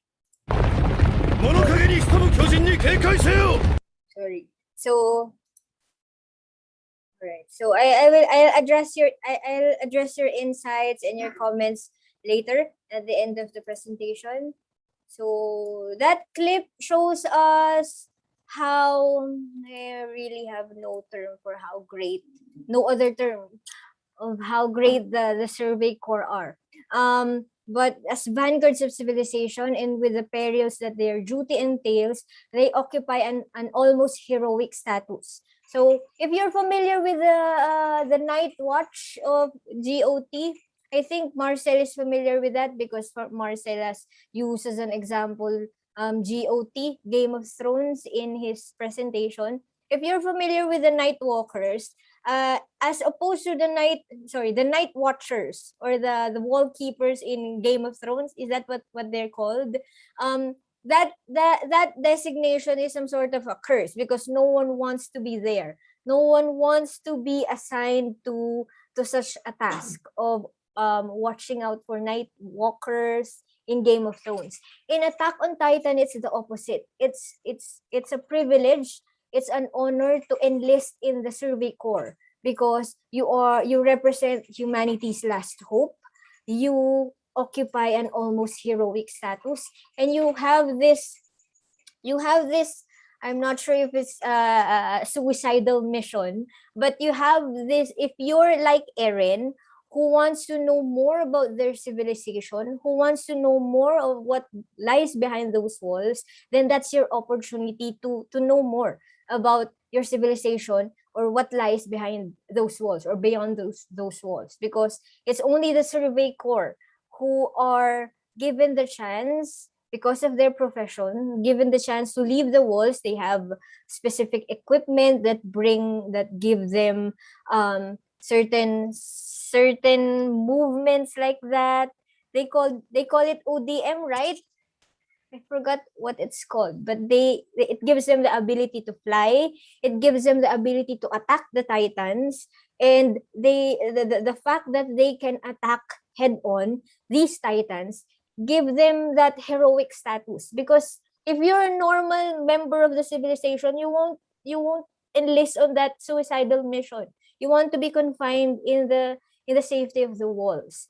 But because they are special, and they are the hope of humankind, and then of course, even if it means sacrificing your own life just to defend the civilization, and the fact that these members of the Survey Corps are willingly doing it, then that makes them admirable. So they represent humanity, the hope of humanity, or the hope of mankind. They represent freedom because they can fly past the walls. They can go wherever they want, and they're not threatened by the existence of Titans, because they can take out the Titans any time they want, because they have the equipment for that. And of course, because they have the strongest captain in the form of Levi. Okay, so that's the trope of the Survey Corps. So this is also I just included this clip because this is also a nice example of how the Titans, or sorry, the Survey Corps are never afraid of Titans. The Titans are so scary as depicted in this narrative, but the Survey Corps have no trace of fear every time they attack the Titans, or every time they confront the Titan, whatever kind of Titan that is. So let's watch this clip. So the ones attacking here, the ones just showing this. These characters, these are the Survey Corps. So they are attacking a new territory, the Marleyan territory, and these are the Survey Corps.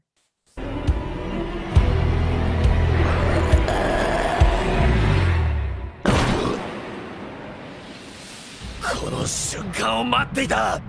始祖を奪還する。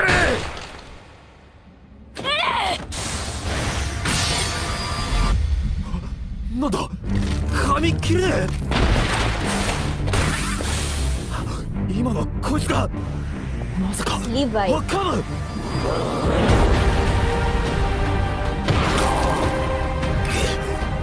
こはまずい。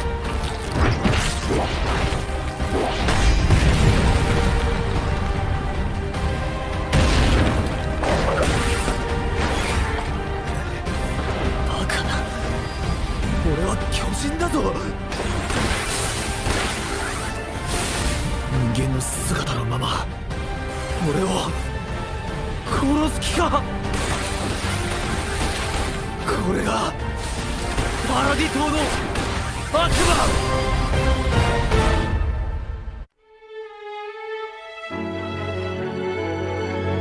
So let me just rewind certain parts of this clip for us to give for us to have an idea of how certain Titans, or even pure Titans themselves, perceive the Survey Corps.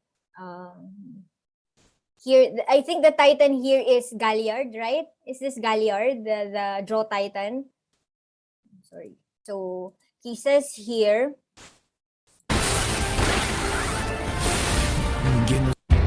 Sorry, I'm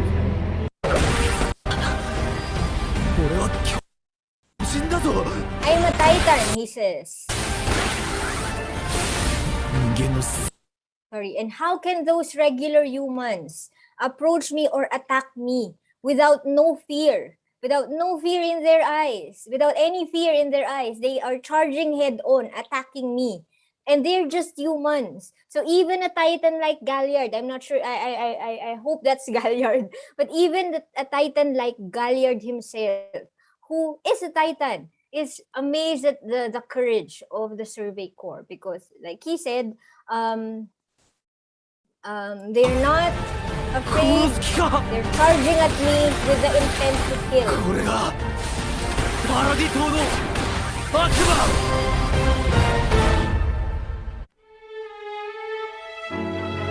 And he calls them the devils of Paradise Island, because people like Galliard, as we will find out later, are made to believe or are brainwashed that the alien race are devils of Paradise Island, or they are made to believe that the civilization living in Paradise Island or that walled territory are devils or their enemies. Okay, so let's move on to the fourth trope, which is Gabi. Are you the ones who have seen the anime, or the ones who have watched the last season of Attack on Titan? How do you find Gabi?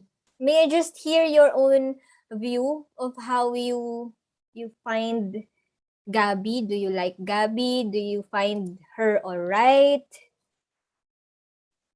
Ruben, have you watched AOT? Have you finished it? Yeah. So Gabby is basically annoying. So you find Gabi annoying. Yeah. Right? She's annoying. Who else? So Marcel, have you watched AOT? Marcel? I only reached season 1. Season 1, okay. So Gabi's not there yet. How about Paulus? Paulus, are you still here? Yes, I'm here. Wearing the cape. Have you watched the entire AOT until the last or the most recent season? Yes. How do you find Gabi? She's such annoying. She's so annoying. And I'm so hate. You hate her. Gabi. Yes. You're wearing the Survey Corps cape. Can we see that?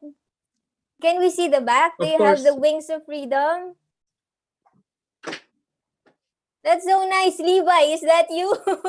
That's so nice. Did you buy that or did you have it customized? Yes, I'm buy it. Did you? Oh, so you bought it. That's so nice. I want to have something like that. So it's like I have Levi in the session. Okay. So again, I'm sorry if there are spoilers. It's unavoidable that there will be spoilers. So yo, spoiler, Ruben said. Okay, so for those who have only finished season 1, like I've included in the presentation, there will be spoilers. So there. April has already spoiled us. Okay, so I avoided that part, but I just want to know how you see Gabi or how you view Gabi, because when I ask my own students or when I ask my own friends who have watched AOT, they also hate Gabi because of certain reasons, and she's really very annoying. There are certain actions or certain dialogues or there are certain things that Gabi did that deserves the audience's annoyance. And really, she's the least favorite character in season 4, right? Season 4? Okay. So in this lecture, I intend to contextualize why Gabi acts like that. Remember, the second part of this lecture is that we understand the ethical motivations of the characters, so that even if we hate them, we try to contextualize their background, their motivation, so that somehow we understand why they behave that way. Okay? So I really can't move on from the cape of Paulus. I'd like to have one myself. You look like Levi. You look like Levi, even your hairstyle. Can you take a photo Thank you, later so that I can have a photo of you when I and show it to my students when we discuss AOT. Okay? Of course, So of course. thank you so much. So let's talk about Gabi, the fourth trope, Gabi and the Marleyan internment zone. So Gabi is the trope or the symbol or the metaphor for indoctrination or oppression and discrimination. You know the term indoctrination, right? So when you find yourself in a certain location or in a certain place, or when you find yourself in a situation where certain people manipulate you or certain people have control of your freedom, they try to brainwash you into believing that something's wrong with you, or they brainwash you and make you believe that what they think is acceptable, or what they think about your own history is better or is good. So Gabi is an Eldian who lives in Marley, an enemy territory. And because she's an Eldian and she lives in the enemy territory, it's expected that those people who are in Marley will try to brainwash her and convince her that her ancestors are bad and she carries the sins of her ancestors. So that we will start from that, or we will contextualize Gabi's motivations based on how she is indoctrinated in the Marleyan territory. Okay? So Gabi is an Eldian living in Marley. In the start of this presentation, we mentioned that the Eldians believed that they were the last surviving race of humankind. Eventually, they found out that it's not true because they only believed it that way because they were confined in the walls. Eventually, they were made to realize that they are not the last of human race and there are other nations and territories, human civilizations that exist outside the walls. And they realized that one of these territories or one of these nations is called Marley.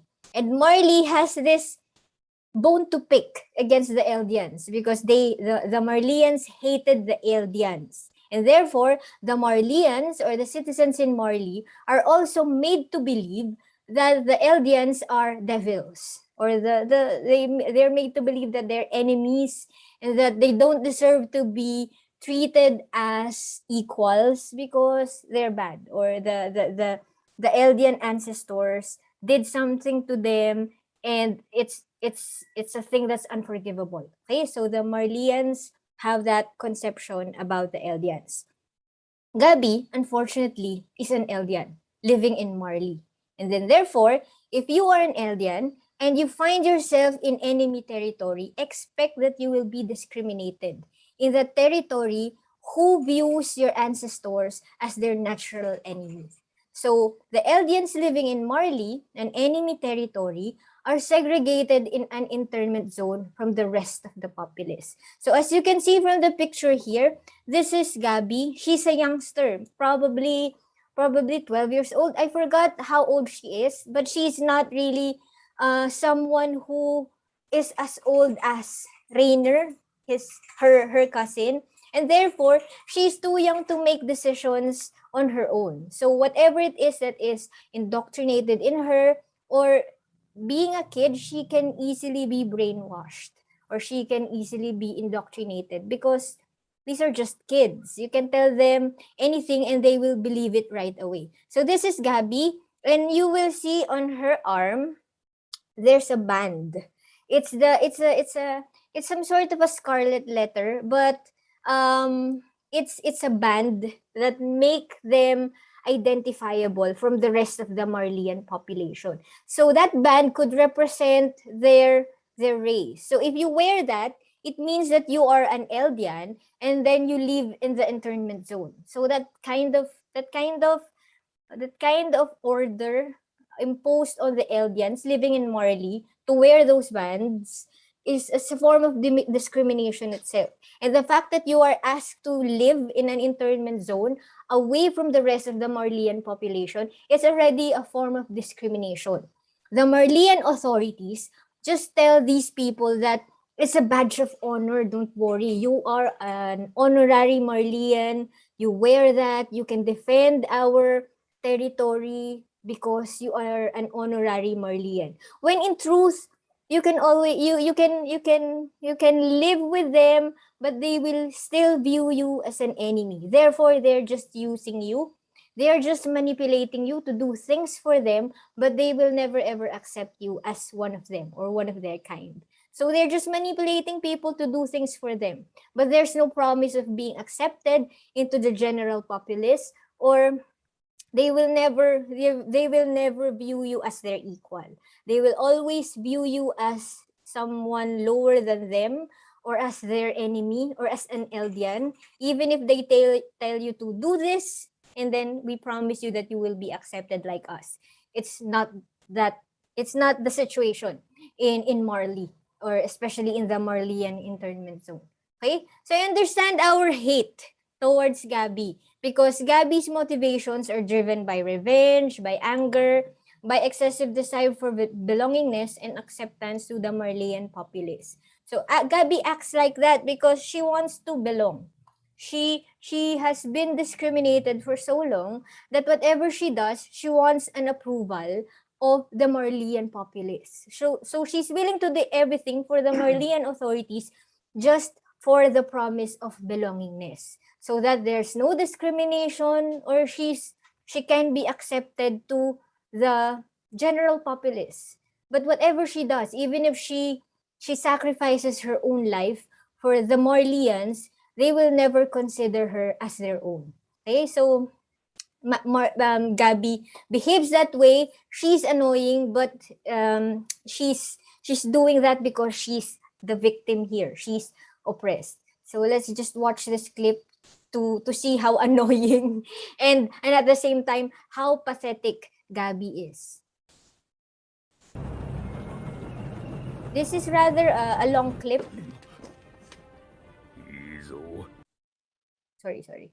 Gabby is 12, yes, correct. 列車ごと破壊するチャンスだ。それ、私にやらせてください。じゃーん。 That's Gabby. 一人で走行列車を無力化できます。おい、ガビ。お前らを鍛えるのに国がいくら費用をかけたと思ってる。却下だ。確かに私はファルコたちなんかと違って逸材ですし、今後私のような優秀な選手は二度と現れないでしょう。しかもすごく可愛いし。ですが私が成功すれば800人のエルディア兵を失わずに済みます。失敗すれば一人の有望な戦士候補生と7本の手榴弾を失います。やはりエルディア兵以上の価値があるとなれば仕方ありませんが、隊長殿がもし私を愛するあまり800の兵を捧げるということでしたら。分かった。行け。ダメだ。必ずや私が鎧を継ぐに値する戦士であることを証明してまいります。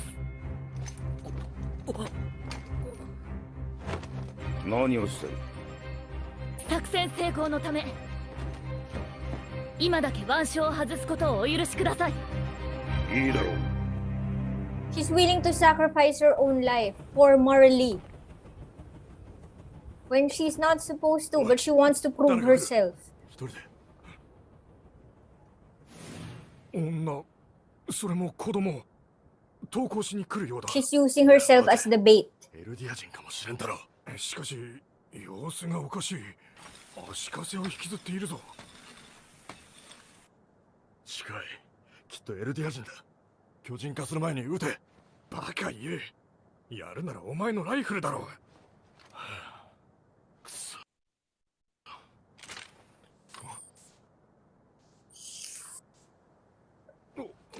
なんだ。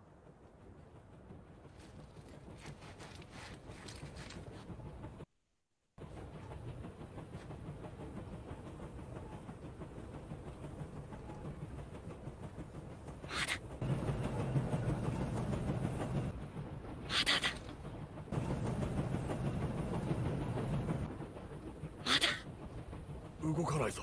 構うな。撃て。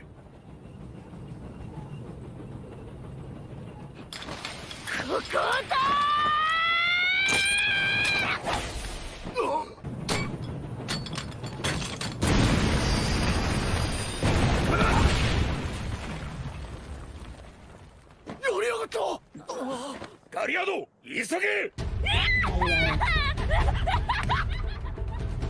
くそ、あれの卑怯者だもん。だからお前らを思い通りにさせてはならんのだ。やべえ、よせバルコ。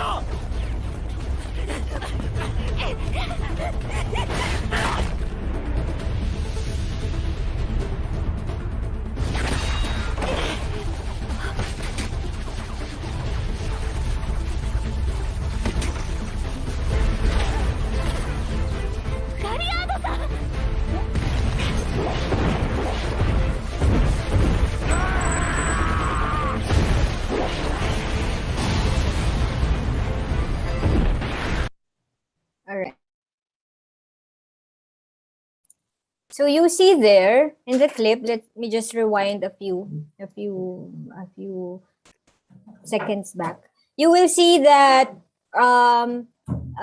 Falco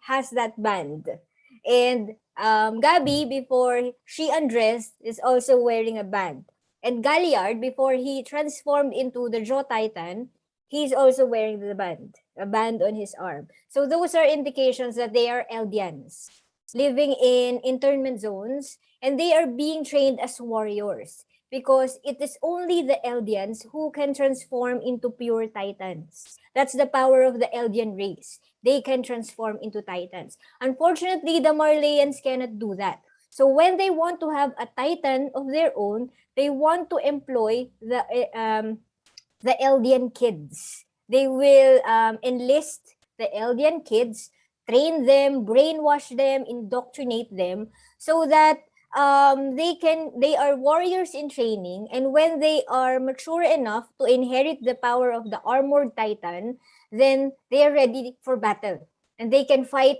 Eldians, which is very ironic because these are Eldians living in enemy territory. Why are they being brainwashed to fight their own race? But because they were brainwashed into believing that the Eldians are enemies and the Eldians did something to the Marleyans, then they are easily manipulated into thinking that you have to fight for us, you have to destroy your race because your race are the devils. So that kind of manipulation and that kind of oppression and indoctrination is present in the example of Gabi. So sometimes we can hate Gabi because she's always trying hard. She's always trying hard to prove herself. And of course, somebody on the chat box already spoiled to us what Gabi did eventually that earned her the hate of everyone who likes that character that Gabi did something against. So of course, it's understandable that we will hate Gabi. But if we look at Gabi as the victim, as the oppressed, or as the member of the oppressed sector of the Marleyan society, then we will somehow understand why she behaves like that. And after all, she's just a kid that's being manipulated by the Marleyan population, which she has no control against. She's just a kid being indoctrinated, being oppressed, being discriminated. And if you're 12, you're not even a teenager, you don't know any better. You will just follow whatever it is that is indoctrinated to you because your desire is just to satisfy whoever it is that you're serving. So you saw in the clip that she's willing to sacrifice herself, willing to use herself as a bait for the sake of the Marleyan population, not even her own race. And who is she fighting here? The ones who are shooting at her, these are Eldians, her own race. But because she's made to believe that her own race is bad and she has to atone or to pay for the sins of her own race, then that means she has to fight her own race. Okay, so Gabi is the epitome of how the oppressed people act. We can hate her because she's really annoying, but when we come to think of it, that's really how oppressed people act. They are so trying hard. They are so thirsty for belongingness. That's why they do whatever it takes to be accepted and to feel that sense of belongingness. Their Marleyan oppressors have brainwashed them into thinking that their existence needs to be corrected because they forever carry the sins of their ancestors. So, Gabi and the rest of the young warriors training to be titans are made to believe that the Paradise Island people or the Eldians are devils. That's why in the previous clip, you saw Falco calling the Survey Corps devils of Paradise Island or demons of Paradise Island because that's what they're indoctrinated with. They're made to believe that their own race, the Eldians, are devils and they're always there to exterminate them or to be treated as enemies. Which is, of course, when we are looking at it as audiences, because it's wrong. We know that they are fighting each other because they don't know their history, because their memories have been tampered with. That's why their motivations are questionable or their motivations are unethical. And that's what happens when you have no knowledge of your history, when you don't know who your ancestors are, or when you don't know your history, when you don't know the background of your race, or when you're made to believe something when in fact it's a false information, or if it's a falsification of your ancestors' history. So that the worst and the best example of what can happen when the history of a civilization is tampered with is number one, Gabi. She's a youngster. She still has hope. She can still be corrected, and she can still be convinced that there's nothing wrong with the Eldians. But in the case of Rainer, sorry, let's just finish this paragraph. To atone for their ancestors' sins, the Eldian kids like Gabi, Falco, and Galliard are trained at a young age to become warriors, to inherit the power of the nation's titan and defend the nation from external aggressors. So the Marleyans are very scheming because they're using as sacrificial lambs or sacrificial warriors the Eldians, not somebody from their ranks, not a Marleyan. First, for practical reasons, because it's the Eldians who can transform into titans. It's only the Eldian race. But the second is, you're not going to sacrifice somebody from your own race. You're going to use somebody from the internment zone, somebody who you consider lower than you, or somebody who's not better than you. You're going to use them for your own protection or for your own sake. So that's also a form of oppression that we see in Gabi and her likes. In the case of Rainier, whose case is also similar with Gabi, it's somehow too late because Gabi is still young. You can still direct her to the right path. You can still tell her that whatever is taught to you is wrong. But in the case of Rainier, the damage has already been done. He's the armored titan. He has caused so much damage in the Eldians. He's the one who attacked with the colossal titan, and he did so many things that are irreversible.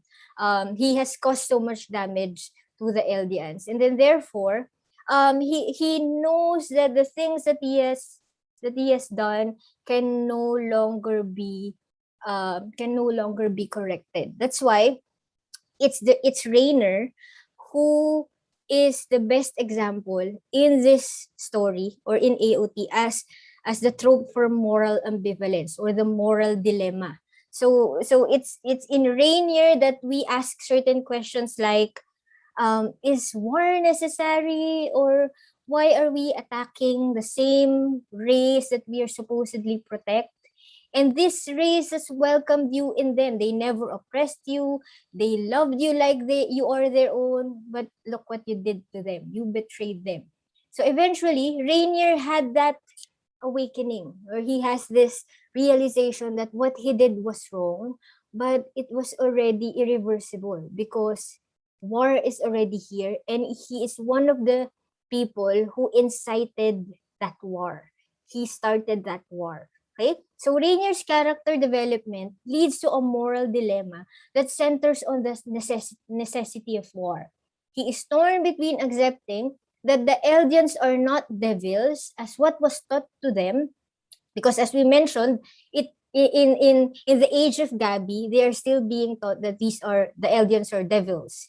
But in the case of Rainier, he has already inherited the power of the armored titan, and therefore his indoctrination is complete.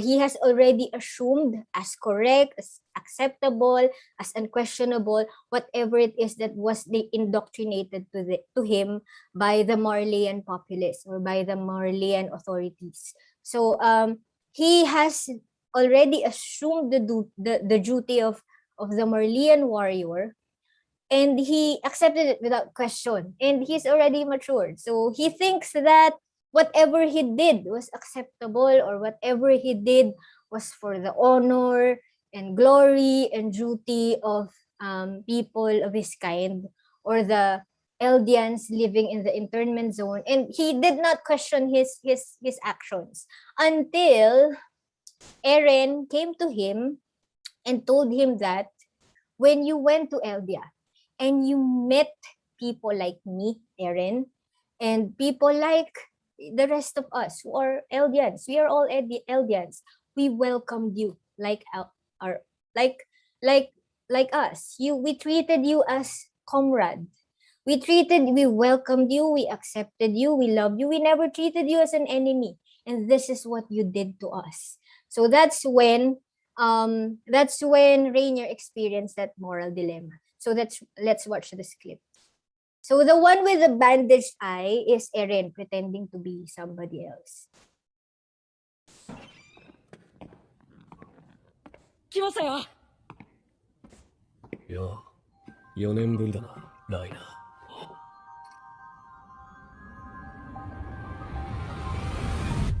That's Eren.